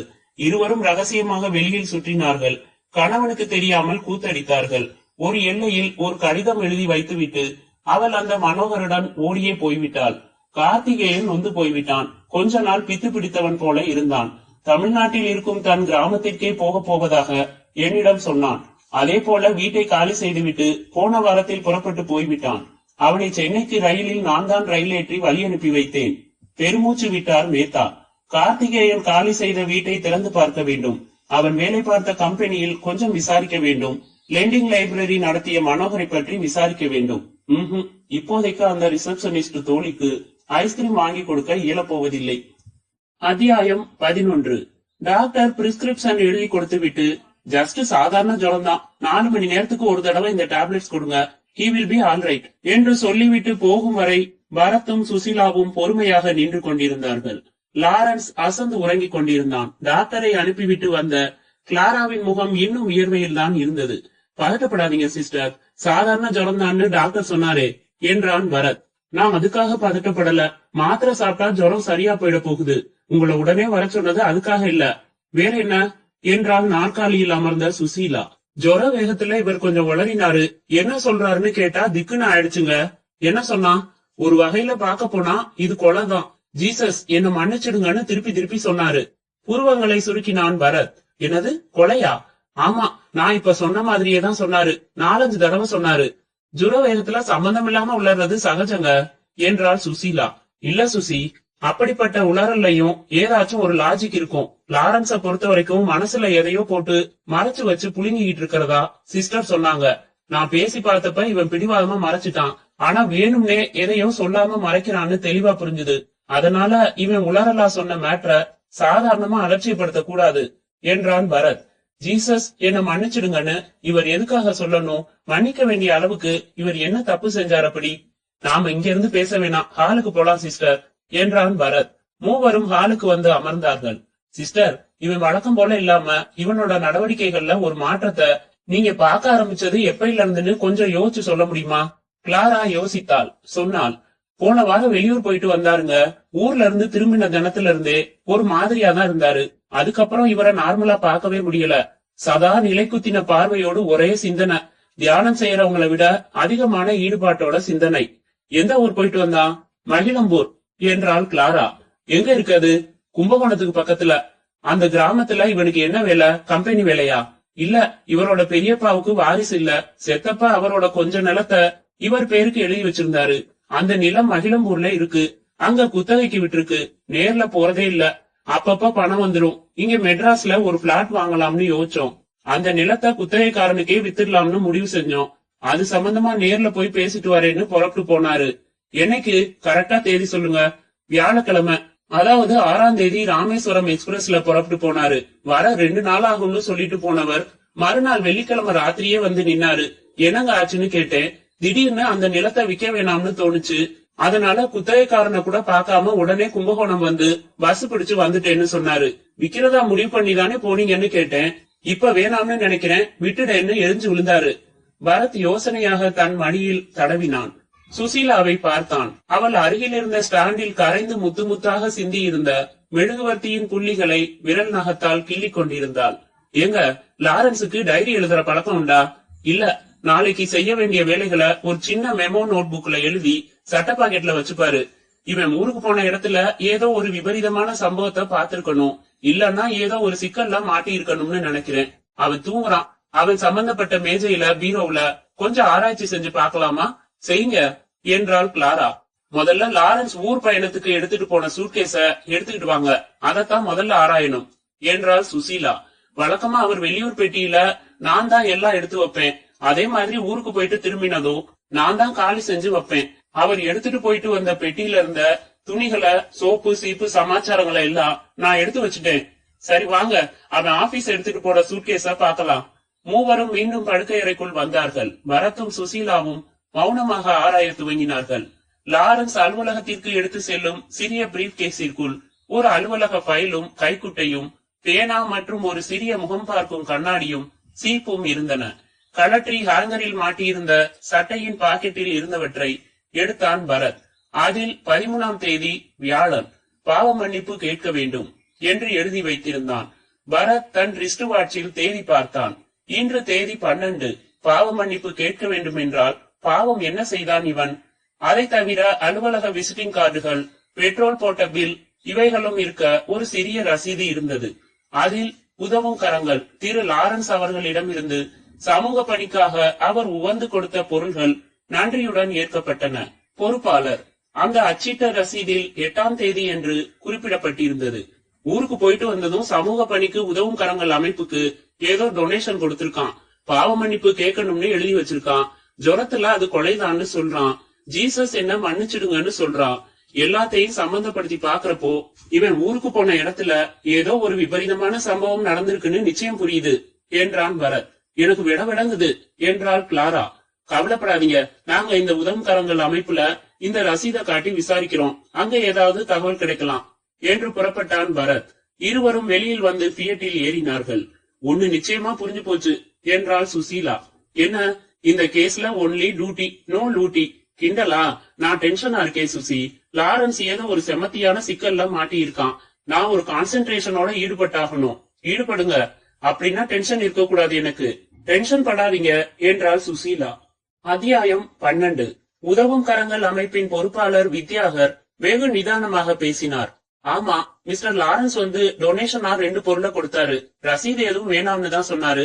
நான் தான் வற்புறுத்தி முறைப்படி இந்த ரசீதை கொடுத்தேன். அவர் என்ன பொருளை கொடுத்தாரு என்றான் பரத். இதோ காமிக்கிறேன். அவர் சாவி போட்டு இரும்பு பீரோ திறந்து எடுத்து வந்து மேஜை மேல் வைத்தார். ஒரு ஆண்கள் கட்டும் டைட்டான் கை கடிகாரம், பவளம் பதித்த ஒரு தங்க மோதிரம். இத பத்தி ஏதாவது விளக்கம் சொன்னாரா அவர்? அவர் வீட்டுல உபயோகிக்காம இருக்கிறவை இவைன்னு சொன்னாரு. கடிகாரத்தை காலேஜ்ல படிக்கிற யாராவது ஒரு ஏழை பையனுக்கு கொடுக்க சொன்னாரு.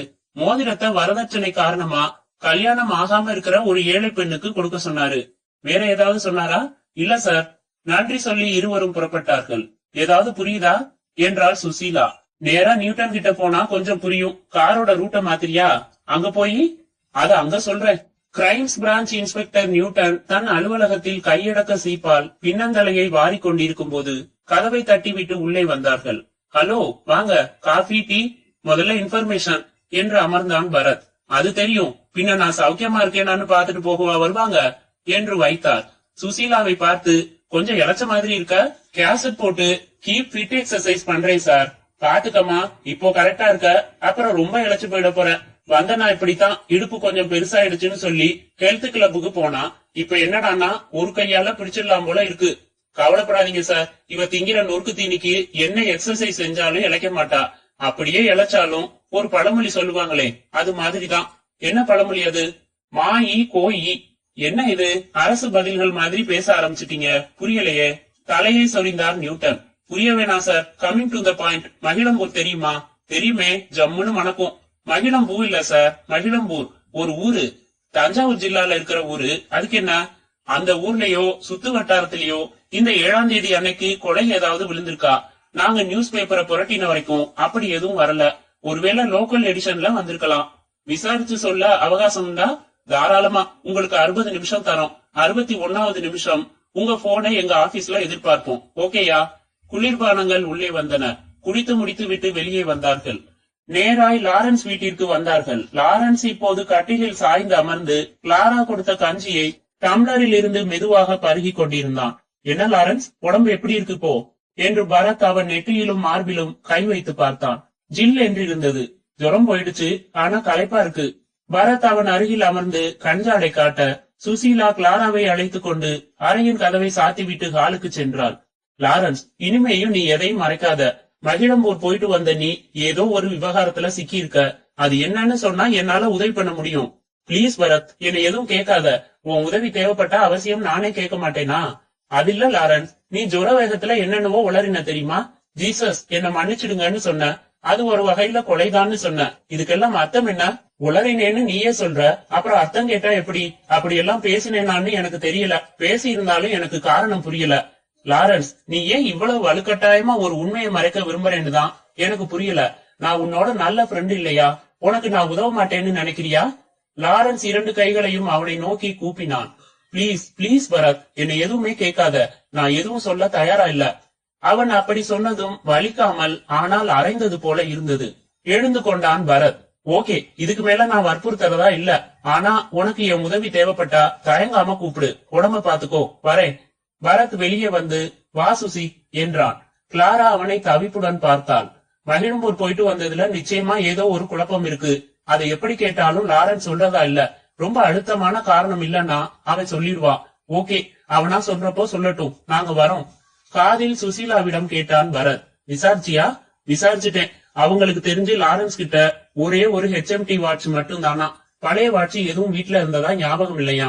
அதே மாதிரி பவளம் பதிச்ச மோதிரம் எதுவும் வீட்டுல இல்லவே இல்லையா. That means what Susie? Lawrence அந்த வாட்சையும் மோதிரத்தையும் கீழே கடந்து எடுத்திருக்கணும். போலீஸ்ல ஒப்படைக்கிறதுக்கு பதிலா ஏழைகள் கிட்ட ஒப்படைக்கலாமேன்னு உதவும் கரங்களுக்கு போயிட்டாரு. நோ, அது இல்ல. நியூட்டன் கிட்ட இருந்து தகவல் வரட்டும், நான் ஒரு தியரி சொல்றேன். அத்தியாயம் 13. தமிழ் வாத்தியார் நமச்சிவாயம் தன் வீட்டு கயிற்றுக்கட்டிலில் குப்புறப்படுத்திக் கொண்டு கொறிப்பதற்கு அருகில் நிலக்கடலை வறுத்துக் கொண்டு யவனராணி படித்துக் கொண்டிருந்த போது சப் இன்ஸ்பெக்டர் கிருஷ்ணன் சரித்திர சூழ்நிலைக்கு சம்பந்தமே இல்லாமல் காக்கி உடையுடன் உள்ளே நுழைந்தார். நமச்சிவாயத்தை தற்காலத்திற்கு கொண்டு வந்து தான் வந்த நோக்கத்தை புரிய வைத்த பிறகு கிருஷ்ணன் கேட்டார். 7ஆம் தேதி அதிகாலையில ராமேஸ்வரம் எக்ஸ்பிரஸ்ல இருந்து உங்க மகிழம்பூர் ஸ்டேஷன்ல இறங்கினது மொத்தம் 3 பேர். நீங்க ஒருத்தர், இன்னும் 2 பேண்ட் போட்ட வாலிப பசங்க. 3 பேருமே காமன் கம்பார்ட்மெண்ட்ல தான் பயணம் செஞ்சிருக்கீங்க. அந்த 2 பேரை உங்களுக்கு ஞாபகம் இருக்கா? நமச்சிவாயம் தன் மடியில் இருந்து தகர பொடிடப்பா திறந்து ஒரு சிட்டிகை எடுத்து சர் சர் என்று உறிஞ்சி மேல் துண்டால் மூக்கை பிரஷ் செய்து விட்டு, நல்லா கேட்டீங்க, ஞாபகம் இருக்கான்னு. நாங்க 3 பேரும் ஒரே பகுதியில தான் உட்கார்ந்து பயணம் செஞ்சோம். தரையில நியூஸ் பேப்பர் விரிச்சு நான் படுத்துட்டேன். அவனுங்க 2 பேரும் பேசினாங்க. ராத்திரி ரொம்ப நேரத்துக்கு பேசிக்கிட்டே இருந்தானுங்க. சார், நான் கொஞ்சம் தூங்கணும்னு கடுப்படிச்சுட்டேன்னா பாத்துக்கங்களேன். கிருஷ்ணன் தெம்பாகி, இருங்க, அவங்க 2 பேரும் எப்படி இருந்தாங்க அத சொல்லுங்க என்றார். நாகரிகமா பேண்ட் சட்டை போட்டிருந்தாங்க. ஒருத்தன் கிறிஸ்டியன், கழுத்துல சிலுவை டாலர் மாட்டி இருந்தான். இன்னொருத்தன் பம்பாய்க்காரன், ஆனா நம்ம தமிழ் ஆளுதான். Very good. அவங்க கிட்ட நீங்க பேசுனீங்களா? முதல்ல கொஞ்ச நேரம் நாங்க 3 பேருமே பேசிக்கிட்டு தான் வந்தோம். பம்பாய்க்காரன் கொஞ்ச நாளைக்கு முன்னாடி பம்பாய்க்கு போய் செட்டில் ஆனவனா, அங்க ஏதோ பிரச்சனைன்னு திரும்பி வரதா சொன்னான். சிலுவை போட்டிருந்தவன் மெட்ராஸ்ல ஏதோ ஒரு கம்பெனில வேலை பாக்குறதா சொன்னான். எந்த கம்பெனின்னு ஞாபகம் இருக்கா? அது கூட கிறிஸ்தவ பேர் தான் சொன்னான். இருங்க சொல்றேன் என்று நமச்சிவாயம் தன் நெற்றி பொட்டில் தட்டி பார்த்து, கரெக்ட், தாம்சன் அண்ட் கம்பெனின்னு சொன்னான். கம்பெனினா என்ன தயாரிக்கிற கம்பெனி? அத நான் கேட்டுக்கல, அவனும் சொல்லல. அவன் பேர் என்ன? யாரோட பேரும் கேட்டுக்கல. திடீர்னு என்ன கழட்டி விட்டுட்டானுங்க. அவனுங்க 2 பேரும் இங்கிலீஷ்ல பேச ஆரம்பிச்சுட்டானுங்க. வேணும்னே என்ன அலட்சியப்படுத்தின மாதிரி இருந்துச்சு. நமக்கு இங்கிலீஷ் அவ்வளவு புரியறது இல்ல. சரிதான் போங்கடான்னு நான் பேப்பரை விரிச்சு படுத்துட்டேன். அப்புறம் தான் சொன்னேனே, லொட லொடன்னு பேசிக்கிட்டே இருந்தானுங்க. நான் தூங்கணும்னு சொன்னதும் நிறுத்திட்டானுங்க. அதுக்கப்புறம் முழுக்க அவங்க இங்கிலீஷ்ல தான் பேசிக்கிட்டாங்களா? ஆமா, 2 பேருக்கும் தமிழ் தெரியும். அப்புறம் எதுக்கு பெரிய துரை மாதிரி இங்கிலீஷ்ல பேசணும்? தமிழ் தெரிஞ்ச 2 தமிழர்கள் இங்கிலீஷ்ல பேசிக்கிட்டா எனக்கு பொச பொசன்னு வரும். சரி, காலையில ஸ்டேஷன்ல இறங்கினதுக்கு அப்புறம் அவங்க கூட பேசலையா? ராத்திரி திடீர்னு என்ன கத்தரிச்சு விட்ட மாதிரி அவங்க இங்கிலீஷ்ல பேச ஆரம்பிச்சதுல இருந்தே எனக்கு அவங்க மேல வெறுப்பாயிடுச்சு. நான் ஸ்டேஷன் மாஸ்டர் கிட்ட 2 வார்த்தை பேசிட்டு ஸ்டேஷன் ரூம்ல நான் வச்சுட்டு போயிருந்த என் சைக்கிள் எடுத்துக்கிட்டு ஊருக்குள்ள வந்துட்டேன். கடைசியா அவங்கள பார்த்தப்போ அவங்க 2 பேரும் என்ன பண்ணிக்கிட்டு இருந்தாங்க? 2 பேரும் ஸ்டேஷனை விட்டு வெளியில வந்து பேசிக்கிட்டே ஏரிய பார்க்க நடந்துகிட்டு இருந்தாங்க. புதர் பக்கம் ஒதுங்குறதுக்காக போறாங்கன்னு நினைச்சுக்கிட்டு நான் சைக்கிளை மிதிச்சுக்கிட்டு வந்துட்டேன். அப்போ ஏரிக்கரையில வேற யாராவது இருந்தாங்களா? அவ்வளவு விடிகாலையில யாரு இருப்பா? சரி, 2 பேரும் மகிழம்பூருக்கு வர்றாங்கன்னு உங்களுக்கு தெரியும். ஒருத்தன் மெட்ராஸ்காரன், ஒருத்தன் பம்பாய்க்காரன். அவங்களுக்கு இங்க மகிழம்பூர்ல என்ன காரியம் இருக்க முடியும்னு உங்களுக்கு தோணலையா? என்ன விஷயமா எங்க ஊருக்கு வர்றீங்கன்னு கேட்கலையா? கேட்கணும்னு மனசு துடிச்சுது. ஆனா அவங்க என்ன அவமானப்படுத்துற மாதிரி நடந்துகிட்டதால இவனுங்க கிட்ட நமக்கு என்ன பேச்சு வேண்டி கிடக்கு, வந்துட்டு போறாங்கன்னு கம்முன்னு இருந்துட்டேன். கிருஷ்ணன் அவரை மடக்கி மடக்கி எத்தனை விதமாக கேட்டாலும் புதிய தகவல்கள் எதுவும் கிடைப்பதாக தெரியவில்லை. கிருஷ்ணன் நன்றி சொல்லி கும்பகோணம் ஸ்டேஷனுக்கு திரும்பிய போது அவரை உற்சாக முகத்துடன் வரவேற்றார் இன்ஸ்பெக்டர் ராமமூர்த்தி. பாம்பேல இருந்து தகவல்கள் வந்திருக்கு. செத்தவன் பேரு கார்த்திகேயன். மகிழம்பூர் அவனோட சொந்த கிராமம். எப்போ பாம்பே போனான்னு தெரியல. அங்க ஒரு கம்பெனில ரெப்பு வேலை. அழகான பொண்டாட்டி. அவ மனோகர்னு ஒருத்தனோட ஓடி போயிட்டா. மனசு வெறுத்து இவன் பாம்பே வீட்டை காலி செஞ்சுட்டு கிராமத்துக்கு திரும்பி இருக்கான். இதான் அவன் பின்னணி. ஓடி போன அவன் பொண்டாட்டி அந்த மனோகர் பத்தி தீவிரமா விசாரிச்சுக்கிட்டு இருக்காங்க. கிருஷ்ணன் தமிழ் வாத்தியாரிடம் சேகரித்த தகவல்களை சொன்னார். அப்படின்னா 2 பேரும் சேர்ந்து ஏரியை நோக்கி போனதை அவர் பார்த்திருக்காரு சார். பாம்பேல இருந்து காலி பண்ணிட்டு வந்த கார்த்திகேயன் கொஞ்சம் கணிசமா பணம் எடுத்துட்டு வந்திருக்கணும். பயணத்துல அவங்கிட்ட பேச்சு கொடுத்து அதை தெரிஞ்சுக்கிட்ட இந்த மெட்ராஸ்காரன் குளிச்சுட்டு போகலாம்னு சொல்லி கார்த்திகேயனை தண்ணியில இறக்கி இருக்கணும். அப்புறம் அவனை தண்ணிக்குள்ள அமுக்கி கொண்டுட்டு வாட்சு, மோதிரம், பணம் எல்லாத்தையும் எடுத்துக்கிட்டு பெட்டியை தூக்கி ஏரியில வீசிட்டு சைலண்டா புறப்பட்டு போயிருக்கணும். கரெக்டா இருக்கு கதை. மெட்ராஸ்காரனை எப்படி பிடிக்கிறது? அவனை பத்தி என்ன தகவல் இருக்கு? 2 முக்கியமான தகவல்கள் இருக்கு சார். 1, அவன் கழுத்துல சிலுவை அணிஞ்ச கிறிஸ்தவன். 2, மெட்ராஸ்ல தாம்சன் அண்ட் கம்பெனில வேலை பாக்குறவன். மெட்ராஸ்ல எத்தனையோ தாம்சன் அண்ட் கம்பெனி இருக்கலாம் கிருஷ்ணன். ஒவ்வொன்னா விசாரிக்கணும் சார். 7ஆம் தேதி வெள்ளிக்கிழமை அன்னைக்கு கம்பெனில லீவ் போட்ட கிறிஸ்டியன் ஸ்டாஃப் யாருன்னு விசாரிக்கணும். அப்புறம் நம்ம தமிழ் வாத்தியார் அவன் முகம் பார்த்து கன்ஃபார்ம் செஞ்சிடுவாரு. ரைட்டு, நீங்க இன்னைக்கே மெட்ராஸுக்கு புறப்படுங்க. தேவைப்பட்டா அங்கே உதவி வாங்கி அரெஸ்ட் பண்ணி கும்பகோணத்துக்கு கூட்டிட்டு வந்துருங்க என்றார் இன்ஸ்பெக்டர் ராமமூர்த்தி. அத்தியாயம் 14. Moonlight detective agencies. போன் ஒலித்தது. பரத் எடுத்து, ஹலோ, நியூட்டன் பேசுறேன், பேசுங்க. நீங்க ஆசைப்பட்ட மாதிரியே மகிழம்பூர்ல ஏரியில ஒரு பிணம் கிடைச்சுதான் பரத். நான் ஆசைப்பட்டேனா? விபரமா சொல்லுங்க சார் முதல்ல. போஸ்ட்மார்ட்டம் ரிப்போர்ட் படி 7ஆம் தேதி காலையில அந்த ஆசாமி தண்ணியில மூச்சு திணறி இறந்திருக்கணும். பேர் கார்த்திகேயன். பம்பாயில இருந்து மெட்ராஸ் வந்து மெட்ராஸ்ல இருந்து 6ஆம் தேதி புறப்பட்டு போயிருக்கான். அவனோட மெட்ராஸ்ல இருந்து வேற ஒருத்தன் டிராவல் பண்ணியிருக்கான். 2 பேரும் மகிழம்பூர்ல இறங்கி இருக்காங்க. 2 பேரும் அந்த ஏரியை நோக்கி நடந்து போனத பார்த்த சாட்சி இருக்கு. அதுக்கப்புறம் என்ன நடந்ததுன்னு சரியா தெரியல. பம்பாய்க்காரன் போனமா மறந்திருக்கான். போலீஸ்காரன் அவனை கொலை செஞ்சுட்டு அவனோட பணம், ரிஸ்ட் வாட்ச், மோதிரம் இதெல்லாம் திருடிக்கிட்டு கம்பி நீட்டி இருக்கணுங்கிறது கும்பகோணம் இன்ஸ்பெக்டரோட தியரி. என்னென்ன பொருள் சொன்னீங்க? பணம், ரிஸ்ட் வாட்ச், மோதிரம். அந்த மெட்ராஸ்காரன் யாருன்னு கண்டுபிடிச்சிட்டாங்களா? இன்னும் இல்ல. அவனை பிடிக்கிறதுக்கு உதவுற சில தகவல்களோட அங்கிருந்து ஒரு சப் இன்ஸ்பெக்டர் புறப்பட்டு நாளை காலையில இங்க வந்து அலைய போறாராம். இப்ப என்ன கொஞ்சம் கேட்க விடுறீங்களா? இந்த மகிழம்பூர் கொலை வழக்குல மூன்லைட் எந்த வகையில மூக்க நீட்டுது பரத்? நேர்ல நாளைக்கு சொல்றேனே. பரத், குற்றவாளியை மறைக்கிறதும் கிரிமினல் குற்றம். குற்றவாளியா இல்லையானே குழப்பம் சார். தெளிவு பண்ணிக்கிட்டதுக்கு அப்புறம் உங்ககிட்ட சொல்லாமலா? அப்புறம் இன்னொரு உதவி வேணுமே. என்ன? மெட்ராஸுக்கு வர போலீஸ் அதிகாரிய நாளைக்கு சாயங்காலமா நாங்க பார்த்து பேசணுமே. ஏற்பாடு செய்ய முடியுமா? செஞ்சிடலாம். இன்ஃபர்மேஷன் தரப்போறீங்களா? சரியான இன்ஃபர்மேஷன் தெரிஞ்சுக்கணும். நடுவர் மன்னன்யா என்ற நியூட்டன் சற்றே எரிச்சலாய் போனை வைத்ததும் பரத் போன் விபரத்தை 3 1 பங்காக சுருக்கி சுசீலாவின் மூளையில் வரைந்தான். வாட்ச், மோதிரம் டேலி ஆகுது. லாரன்ஸ் கொலை செஞ்சிருப்பாரோ பரத்? பேத்தாத சுசி, இவன் என்ன காசுக்கு பஞ்சத்துல இருக்கானா? மாசம் 5000 சம்பளம் வாங்குறவன் ரயில்ல கூட வர்ற ஒருத்தனை கொலை செஞ்சு பணம், நகைய திருடுற அல்ப புத்தி, திருடுற புத்தி, அதுக்காக கொலை செய்யற ஈன புத்தி இவனுக்கு கிடையாது. ஆனா லாரன்ஸ் ஜுரத்துல கொலைன்னு சொன்னாரே. யோசி, கொலைன்னு சொல்லல, அது ஒரு வகையில கொலைதான்னு சொன்னதாதான் கிளாரா சொன்னாங்க. 2க்கும் பயங்கரமான வித்தியாசம் இருக்கு. ஜீசஸ் என்ன மன்னிக்கணும்னு ஏன் சொன்னாரு? பாவ மன்னிப்பு கேட்கணும்னு ஏன் எழுதி வச்சிருக்காரு? அதெல்லாம் தான் குழப்புது. கெடிகாரம் மோதிரத்துக்காக இவன் கொலை செஞ்சிருக்க வாய்ப்பு 1% கூட இல்ல சுசி. சுத்த பேத்தலான கோணம் அது. அப்படி திருடுறதுக்காக கொலை செஞ்சிருந்தா அதை ஏழைகளுக்கு இலவசமா கொடுக்க சொல்லுவானா ஒருத்தன்? அதுவும் இடிக்கிற பாயிண்ட் தான். ஆனா போலீஸ் இவனை சந்தேகப்படுது சுசி. இவன் ரிசர்வ் செய்யாம காமன் கம்பார்ட்மெண்ட்ல போனதால ஈஸியா நெருங்கி வர முடியல. நாளைக்கு அந்த சப் இன்ஸ்பெக்டரை சந்திச்சு என்ன பேச போறோம்? கேஸ நேரடியா விசாரிச்சு அவர்கிட்ட இருந்து விவரமா தகவல் தெரிஞ்சுக்க முடியும் சுசி. அதை விட இன்னொரு வழி இருக்கு. என்ன? நாளைக்கு காலையில நேரா போய் லாரன்ஸ பாக்குறது, உடைச்சு பேசுறது. எப்பா, உன் கழுத்துக்கு தூக்கு கைத்தை எடுத்துக்கிட்டு போலீஸ்காரங்க வந்துகிட்டு இருக்காங்க, என்ன நடந்துச்சுன்னு இப்பவாவது சொல்லி தொலைன்னு கேட்கலாம் பரத். ரைட், அவன் சொல்றதா இல்ல, இருந்தாலும் கடைசி முயற்சியா ஒரு தடவை கேட்டுடலாம். அத்தியாயம் 15. மறுநாள் காலை 10 மணிக்கு சுசீலா தயாராய் காரில் காத்திருக்க பரத் வந்து ஏற போன சமயம் ரவி ஓடி வந்தான். சார், உங்களுக்கு போன், யாரோ கிளாரான்னு பேசுறாங்க. அவங்க வீட்டுக்கு தான் புறப்பட்டு இருக்கோம். பரத் மீண்டும் அலுவலக அறைக்கு நடக்க சுசீலா தொடர்ந்தாள். ஹலோ, பரத் ஹியர் என்றான் தனியாய் இருந்த ரிசீவரை எடுத்து. சார், நீங்க உடனே வீட்டுக்கு வாங்களே, எனக்கு ரொம்ப பயமா இருக்கு. அவரை ரூமுக்குள்ள பூட்டி வச்சிருக்கேன். என்னது, பூட்டி வச்சிருக்கீங்களா? என்னாச்சு? காலையில நல்லாதான் இருந்தாரு. வெளியில போயிட்டு வரேன்னு 7 மணிக்கெல்லாம் பைக்கை எடுத்துக்கிட்டு எங்கேயோ போயிட்டு 9 மணிக்கு வந்தாரு. வர்றப்ப சிரிச்சுக்கிட்டே வந்தாரு. அப்புறம் ரூம்ல நுழைஞ்சு விடாம சிரிச்சுக்கிட்டே இருந்தாரு. எனக்கு எதுவும் புரியல. ரூம்ல இருக்கிற சாமான எல்லாம் எடுத்து போட்டு உடைக்கிறாரு, சிரிக்கிறாரு, என்னென்னமோ சொல்றாரு. நீங்க உடனே வாங்க சார், பிளீஸ். நான் டாக்டருக்கும் போன் பண்ணிட்டேன். பரத் போனை வைத்ததும் சுசீலாவுக்கு விளக்க கூட நேரம் எடுத்துக்கொள்ளாமல் காருக்கு விரைந்தான். சில நிமிடங்களில் அவர்கள் லாரன்ஸின் வீட்டில் இருந்தார்கள். லாரன்ஸ் தன் படுக்கை அறை அருகில் இருந்த ஜன்னல் வழியாக இவர்களை பார்த்து, வாடா நண்பா, இனிமே எனக்கு கவலையே இல்ல, ஜீசஸ் என்ன மன்னிச்சுட்டாரு என்றான். 2 கைகளையும் உயர்த்தி குதித்தான். கட்டிலில் இருந்த தலையணைகளை எல்லாம் எடுத்து உயர உயர எறிந்தான்.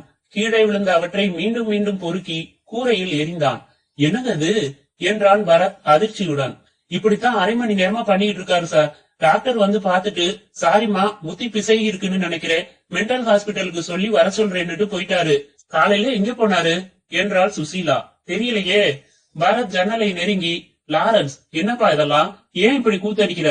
பாரு, உன் ஒய்ஃப் எவ்வளவு கலங்கி போயிருக்காங்க பாரு என்றான். லாரன்ஸ் சிரித்து, கூத்தடிக்கிறேனா? என்ன ஜீசஸ் மன்னிச்சுட்டாரே, கூத்தடிக்காம எப்படி இருக்கிறது என்று மேலும் சிரித்தான். காலையில எங்கடா போன? ஜீசஸ் கிட்ட. பாதிரியார் கிட்ட மன்னிப்பு கேட்டா அது ஜீசஸ் கிட்ட கேட்ட மாதிரி தானே. கேட்டுட்டேன், மன்னிப்பு கேட்டுட்டேன். இனிமே கவலை இல்ல. நான் கொலை செய்யலப்பா, நான் கொலையே செய்யலப்பா. ஏ போலீஸ், என்கிட்ட வந்தா ஜீசஸ் கிட்ட சொல்லி முட்டிக்கு முட்டி தட்ட சொல்லுவேன். நான் கொலை செய்யல, அத முதல்ல தெரிஞ்சுக்கோ. சட்டம் என்னையா சட்டம்? என் ஜீசஸ் மன்னிச்சுட்டாரு, போங்கடா வெங்காயம். இயேசுவே, எங்கள் இயேசுவே, வாழ வைக்க வந்த இயேசுவே, கிளாரா என் இனிய மனைவியே, நீ கவலைப்படாதே. எதிரிகள் ஒழிந்தார்கள், சந்தேகப்படாதே. நான் கொலை செய்யலன்னு நம்ம இயேசு சாமியே சொல்லிட்டாரு. சிரி, நான் பாரு எப்படி சிரிக்கிறேன். பரத் கலங்கி நிற்க விம்மலுடன் கிளாரா அழத் துவங்கினாள். சில நிமிடங்களில் மென்டல் ஆஸ்பத்திரியின் வேன் வந்து வீட்டு வாசலில் நின்றது. ஃபாதர் ஹிருதயராஜ் ஒல்லியாய் உயரமாய் இருந்தார். வெள்ளை கலந்த தாடி வைத்திருந்தார். தன் மகளை அழைத்து பரத் சுசீலாவுக்கு டீ கொடுக்க சொன்னார். பரத் விவரித்ததும் அமைதியாக சிரித்தபடி சொன்னார். தேவ சபையில் ஜீசஸிடம் சொல்லப்படும் பாவ மன்னிப்பாக கருதி அவர்கள் என்னிடம் சொல்கிறார்கள். நான் ஒரு தபால் அதிகாரி போல ஒரு தூதுவன் தான். பாவ செய்திகளை முதலில் நான் ஏற்று அதை தேவனின் செவிகளில் சேர்த்து விடுகிறேன். பாவ மன்னிப்பு என்று வந்து சொல்லப்படும் செய்திகள் யாவும் ரகசியமானவை. நீங்கள் சொன்ன லாரன்ஸ் என்னிடம் சொன்ன விவரங்களை நான் வெளியில் சொல்லக்கூடாது. அது தேவ குற்றம். மனித மனதிற்கு மறக்கிற ஆற்றல் இல்லை. இருந்தால் அவ்வப்போது மறக்கப்பட வேண்டியவை அவை. அதெல்லாம் சரி ஃபாதர், லாரன்ஸ் இப்போ மென்டல் ஆஸ்பத்திரியில இருக்கான். அவனை ஒரு கொலை குற்றத்துல குற்றவாளி ஆக்குற நோக்கத்தோட போலீஸ்காரங்க இருக்காங்க. அவனுக்கு இப்போ மனநிலை சரியா இல்லைன்னாலும் அவனை கைது செய்யலாம். நடந்தது என்னன்னு மறுபடி சொல்ற நிலைமையில இப்ப அவன் இல்ல. அதனால நீங்க அவன் சொன்ன பாவ மன்னிப்புல சொல்லக்கூடிய அளவுக்காவது சொன்னீங்கன்னா உண்மை புரியும். அவனை சட்டத்தில இருந்து காப்பாற்ற முடியும் என்று பவ்யமாக சொன்னான் பரத்.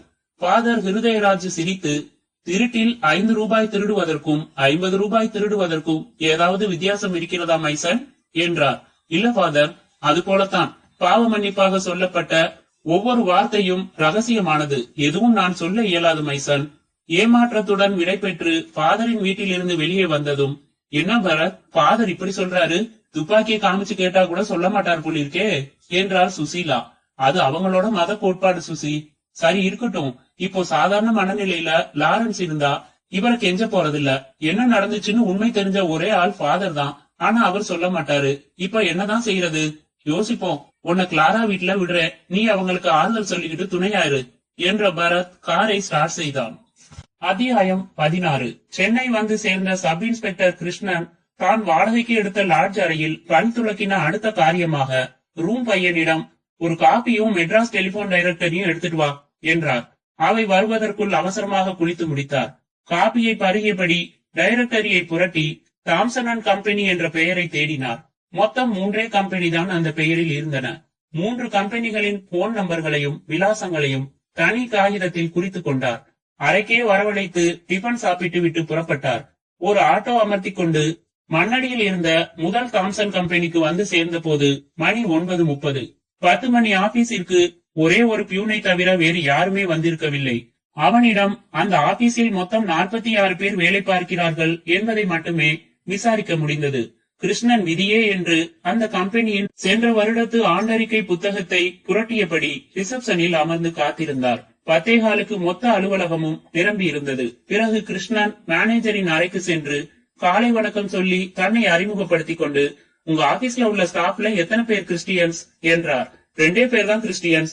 அவங்க பேரும் வயசும் சொல்ல முடியுமா? ஒருத்தர் மேத்யூ, 50 வயசுக்கு மேல இருக்கும், சீனியர் அக்கவுண்டன்ட். இன்னொருத்தர் ஜோசப் குமார், 30 வயது கிளார்க்.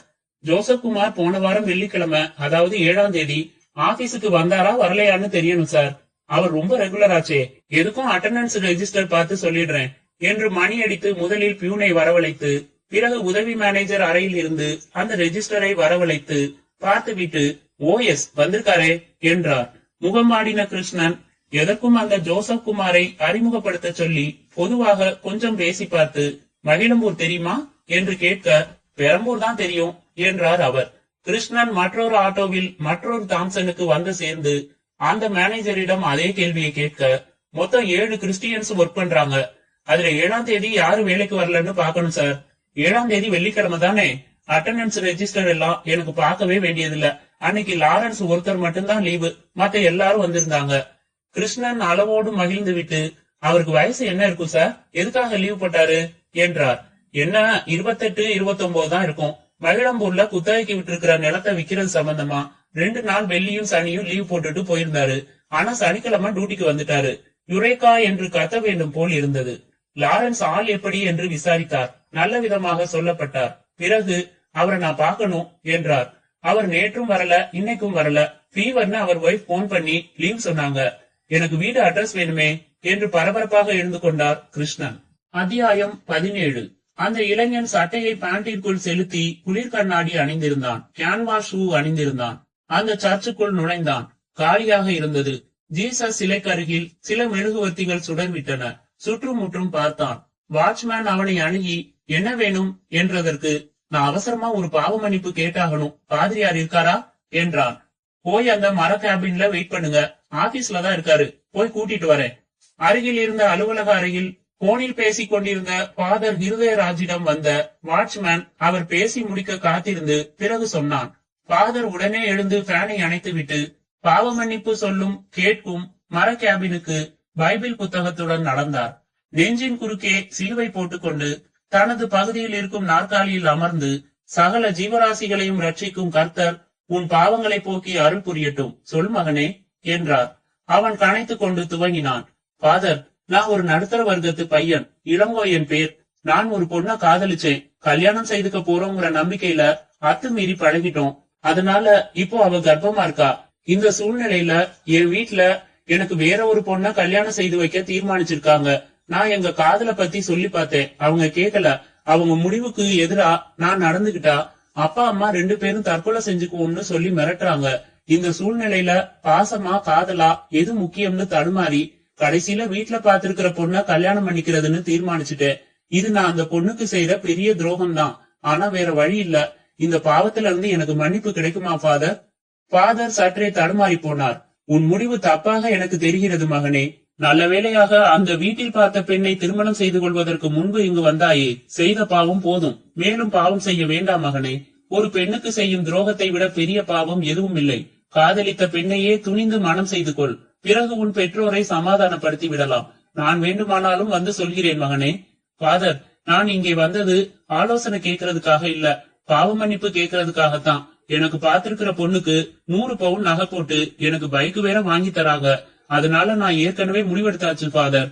என்னப்பா, நான் காதலிச்சு துரோகம் பண்ற பொண்ணு வேற யாரும் இல்ல, உங்க மக ஜோஸ்பின் தான் ஃபாதர்.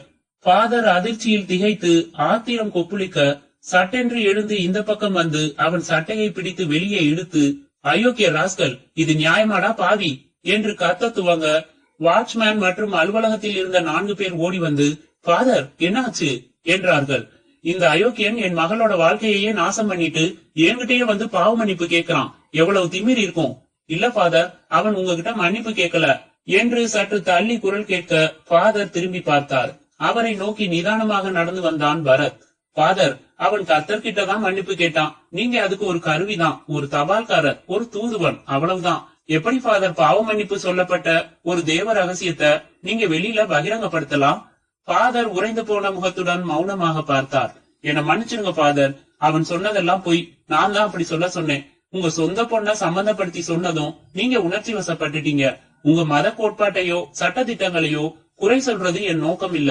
விதின்னு இருந்தா விதிவிலக்குகள் சில இருக்கத்தான் செய்யும் ஃபாதர். கொலை செய்யறது சட்டப்படி குற்றம் ஃபாதர். ஆனா போர் முனையில கொலை செய்யலாம், இது விதிவிலக்கு. கற்புக்கு பங்கம் வரப்போ ஒரு பொண்ணு கொலை செய்யலாம், இது விதிவிலக்கு. அந்த மாதிரி லாரன்ஸ் இப்ப சட்டத்தோட பிடியில மாட்டிக்க இருக்கான். அவன் செய்யாத ஒரு கொலையில அவன் சம்பந்தப்பட்டிருக்கான். நடந்த உண்மையை சொல்ற நார்மலான மனநிலையில இப்ப அவன் இல்ல. பாவ மன்னிப்பு மூலமா நடந்த உண்மை தெரிஞ்ச ஒரே நபர் நீங்க. ஒரு விதிவிலக்கா எடுத்துக்கிட்டு நீங்க லாரன்ஸ சட்டத்துக்கிட்ட இருந்து காப்பாத்துறதுக்காக உதவணும் ஃபாதர் என்றான் பரத். ஃபாதர் ஹிருதயராஜ் சில நிமிடங்கள் அமைதியாக யோசனை செய்துவிட்டு, சரி சொல்றேன் என்று தன் அலுவலக அறைக்கு அழைத்து வந்தார். ஒரு நிமிஷம் ஃபாதர், போனை யூஸ் பண்ணிக்கிறேன் என்று கிளாராவின் வீட்டிற்கு போன் செய்த பரத், சப் இன்ஸ்பெக்டர் கிருஷ்ணனை கொஞ்சம் பேச சொல்லு சுசி என்றான். அவர் ரிசீவரை வாங்கி, ஹலோ சார், என் முயற்சி வெற்றி. ஃபாதர் லாரன்ஸ் சொன்னதை சொல்றேன்னு சொல்லிட்டாரு. நீங்களும் சுசியும் உடனே புறப்பட்டு இங்க சர்ச்சுக்கு வாங்க. எனக்கு அவகாசம் கொடுத்ததுக்கு தேங்க்ஸ். ஃபாதர் சொல்ல போற விஷயத்த வச்சு நீங்க ஆஸ்பத்திரியில இருக்கிற லாரன்ஸ அரெஸ்ட் பண்றதா வேண்டாமான்னு முடிவெடுக்கலாம் என்றான். அரை மணிக்கு பிறகு எல்லோரும் எதிர் நாற்காலிகளில் அமைதியாக அமர்ந்திருக்க ஃபாதர் ஹிருதயராஜ் கண்மூடி பைபிள் தொட்டு ஒரு சிறிய ஜெபம் செய்து முடித்த பிறகு ஆரம்பித்தார். லாரன்ஸ் எனக்கு அறிமுகமானவர் தான். அவர் வந்து பாவ மன்னிப்பு கேட்கணும் ஃபாதர்னு சொன்னதும் எனக்கு ஆச்சரியமா இருந்தது. என் ஆசனத்தில் அமர்ந்தேன். அவர் சொன்னார். அத்தியாயம் 18. ஃபாதர், ராமேஸ்வரம் எக்ஸ்பிரஸ்ல மகிழம்பூருக்கு புறப்பட்டேன்.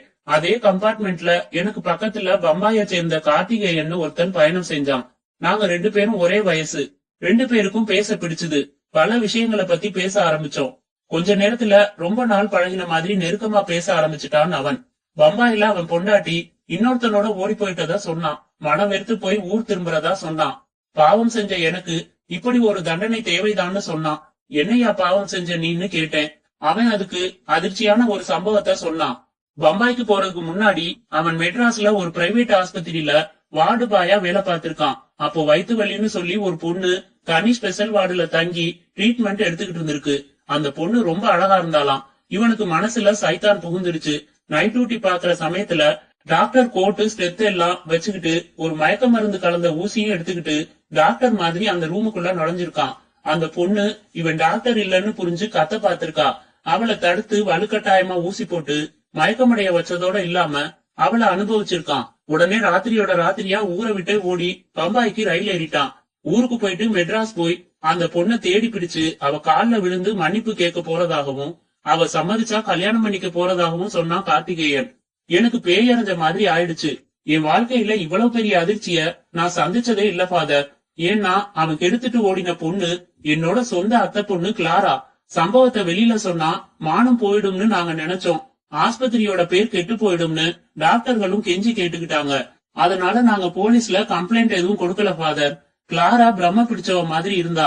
நான் அவளுக்கு ஆறுதல் சொன்னேன். அந்த சம்பவத்தையே மறந்துடுன்னு சொன்னேன். நடந்த சம்பவத்தை யார்கிட்டையும் சொல்லக்கூடாதுன்னு அவகிட்ட சத்தியம் வாங்கிக்கிட்டு உடனே ஒரு வாரத்துல அவளை நான் கல்யாணம் செஞ்சுக்கிட்டேன். அவளுக்கு அப்படி ஒரு பாதிப்பை ஏற்படுத்தின ஒருத்தனை எதேச்சையா சந்திச்சா எப்படி இருக்கும் எனக்கு. அவன் மேல ஆத்திரமா வந்துச்சு. ஆனா அவன் தப்புக்கு வேற வகையில தண்டிக்கப்பட்டான். அதோட இல்லாம இப்போ திருந்திட்டான். தன்னால பாதிக்கப்பட்ட பொண்ணை தேடி வாழ்க்கை தர தயாரா அவன் மனம் பக்குவப்பட்டிருக்கு. இவன் கிட்ட கோபத்தை காமிக்கிறதால எந்த பலனும் இல்லன்னு பட்டது. விடிகாலையில இன்னும் இருட்டு விலகாத சமயத்துல மகிழம்பூர் ஸ்டேஷன்ல ரயில் நின்னுது. 2 பேரும் இறங்கி நடந்தோம். என்னோட அதிர்ச்சி எதையும் வெளியில காட்டிக்காம நான் அவனோட பேசிக்கிட்டு நடந்தேன். ஊருக்குள்ள 2 கிலோமீட்டர் நடக்கணும். கொஞ்ச நேரம் கழிச்சு வெளிச்சம் வந்தா மாட்டு வண்டி ஏதாச்சும் வரும், அதுல ஏறி போயிடலாம்னு சொன்னான். சரின்னே. அது வரைக்கும் என்ன செய்யலாம்னு யோசிச்சு ஏரிய பார்த்ததும் குளிக்கலாமான்னு கேட்டாவன். எனக்கு நீச்சல் தெரியும், ஆனாலும் இப்போ குளிக்க விருப்பம் இல்லன்னு நான் சொன்னேன். இதுல ஆழமே இல்ல சார், எனக்கு நீச்சல் தெரியாது. இந்த ஏரியில பல தடவை குளிச்சிருக்கேன்னு சொல்லி அவன் சட்டை பேண்ட் மோதிரம் கெடிகாரம் எல்லாம் கலட்டி கரையில வச்சுட்டு துண்டோட தண்ணியில இறங்கினான். நான் கரையோரமாவே நின்னுகிட்டு இருந்தேன். திடீர்னு அவனுக்கு கால் வழுக்கி ஏரியோட ஆழமான பள்ளத்துக்கு பக்கம் போய் தத்தளிக்க ஆரம்பிச்சான். அப்பதான் ஃபாதர் எனக்குள்ள ஒரு குரூர புத்தி வந்துச்சு. கிளாராவுக்கு செஞ்ச கொடுமைக்காக கர்த்தர் கொடுக்கிற தண்டனை இதுன்னு மனசுக்குள்ளேயே மனசாட்சி சொன்னது. நான் ஏன் இவனை காப்பாத்தணும்னு கை கட்டிக்கிட்டு அவன் தவிச்சு தத்தளிச்சு தண்ணியில மூழ்கிறத பாத்துக்கிட்டு வெறி பிடிச்சவன் மாதிரி நின்னே ஃபாதர். கொஞ்ச நேரம் கழிச்சு அவன் பெட்டி பேண்ட் சட்டை எல்லாத்தையும் ஏரிக்குள்ள தூக்கி வீசிட்டு கெடிகாரத்தையும் மோதிரத்தையும் மட்டும் யாராச்சும் ஏழைங்களுக்கு கொடுத்துடலாம்னு எடுத்துக்கிட்டு ஊருக்குள்ள போகாமையே மெட்ராஸ் வந்து சேர்ந்துட்டேன். அப்பையில இருந்து என் மனசு கிடந்து தவிக்குது ஃபாதர். நான் செஞ்சது ஒரு வகையில கொலையா இல்ல ஜீசஸ் அவனுக்கு கொடுத்த தண்டனைய நான் சும்மா மேற்பார்வை பார்த்துக்கிட்டு இருந்தேன் நானு. எனக்கு புரியல. இவ்வளவு பெரிய அதிர்ச்சியான சம்பவத்தை என் ஒய்ஃபு கிட்ட எப்படி சொல்ல முடியும், இல்ல யார்கிட்டதான் சொல்ல முடியும்? உங்ககிட்ட சொல்லிடலாம்னு தோணுச்சு, சொல்லிட்டேன் ஃபாதர். ஃபாதர் ஹிருதயராஜ் சொல்லி முடித்ததும் சில நிமிடங்கள் அமைதி அந்த அலுவலக அறையில் நிலவியது. பரத் சப் இன்ஸ்பெக்டர் கிருஷ்ணனை பார்த்தான். தேடி வந்து பாவ மன்னிப்பா சொல்ற ஒருத்தன் பொய் சொல்ல மாட்டான். அதனால இதான் நடந்திருக்கு. இப்போ லாரன்ஸ் அவனை காப்பாத்தாம அமைதியா இருந்தது கொலையில சேர்மா சார்? அப்படி அமைதியா இருந்தது தப்புன்னு சட்டம் சொல்லுதோ இல்லையோ, ஜீசஸ் அவனை மனநோயாளியாக்கி தண்டிச்சுட்டாரு. இதுக்கு மேல அவன் மேல சட்டப்பூர்வமா ஏதாவது நடவடிக்கை எடுக்கணும்னா நீங்க உங்க கடமைய செய்யலாம் சார் என்றான். பரத், ஒரு போலீஸ் ஆபீசரா இல்லாம சாதாரண மனுஷனா என்ன லாரன்ஸ் இடத்துல பொருத்தி பார்த்தேன். நிச்சயமா நான் ரயிலுக்குள்ளேயே அவன் கழுத்தை பிடிச்சு நெரிச்சிருப்பேன். லாரன்ஸ் அப்படி செய்யல. தனக்கு பழி உணர்ச்சி உள்ள ஒரு நபர் சாவோட போராடுறப்போ உதவி செய்ய மகானாலதான் முடியும். லாரன்ஸ் ஒரு சாதாரண மனுஷன். ஆனா சட்டத்துக்கு இது புரியுமோ புரியாதோ, கொஞ்சம் சிக்கல் தான் இது. அதனால கிருஷ்ணன் டெலிபோனை ஃபாதர் அனுமதி பெற்று எடுத்து தன் பக்கம் வைத்து எஸ்டிடி மூலம் கும்பகோணம் ஸ்டேஷனில் இன்ஸ்பெக்டரை தொடர்பு கொண்டு பேசினார். சார், மெட்ராஸ்ல இருக்கிற 3 தாம்சன் அண்ட் கம்பெனிலையும் விசாரிச்சுட்டேன். சந்தேகப்படுற மாதிரி யாரும் இல்ல. கார்த்திகேயனோட பொண்டாட்டியை இழுத்துக்கிட்டு ஓடின மனோகர் தான் இதை செஞ்சிருக்கணும். இல்லன்னா வேற கோணம் இருக்கலாம். நான் புறப்பட்டு வரேன், நேர்ல பேசிக்கலாம் என்று ரிசீவரை வைத்தார். அவருக்கு கை குலுக்கி விட்டு புறப்பட்ட பரத் சுசீலா ஆஸ்பத்திரியில் லாரன்ஸை பார்த்துவிட்டு கிளாராவிடம் வந்தார்கள். 10 நாள்ல அவன் குணமாகி நார்மல் ஆயிடுவான்னு டாக்டர் சொன்னாரு. எல்லா பிரச்சனைகளும் முடிஞ்சிடுச்சு. He will be all right. ஆனா ஒண்ணு, அவன் சரியான பிறகும் என்ன நடந்துச்சுன்னு மட்டும் கேட்டுடாதீங்க. சில சமயம் சில விஷயங்களை தெரிஞ்சுக்காம இருக்கிறது நல்லது என்றான் பரத். முற்றும்.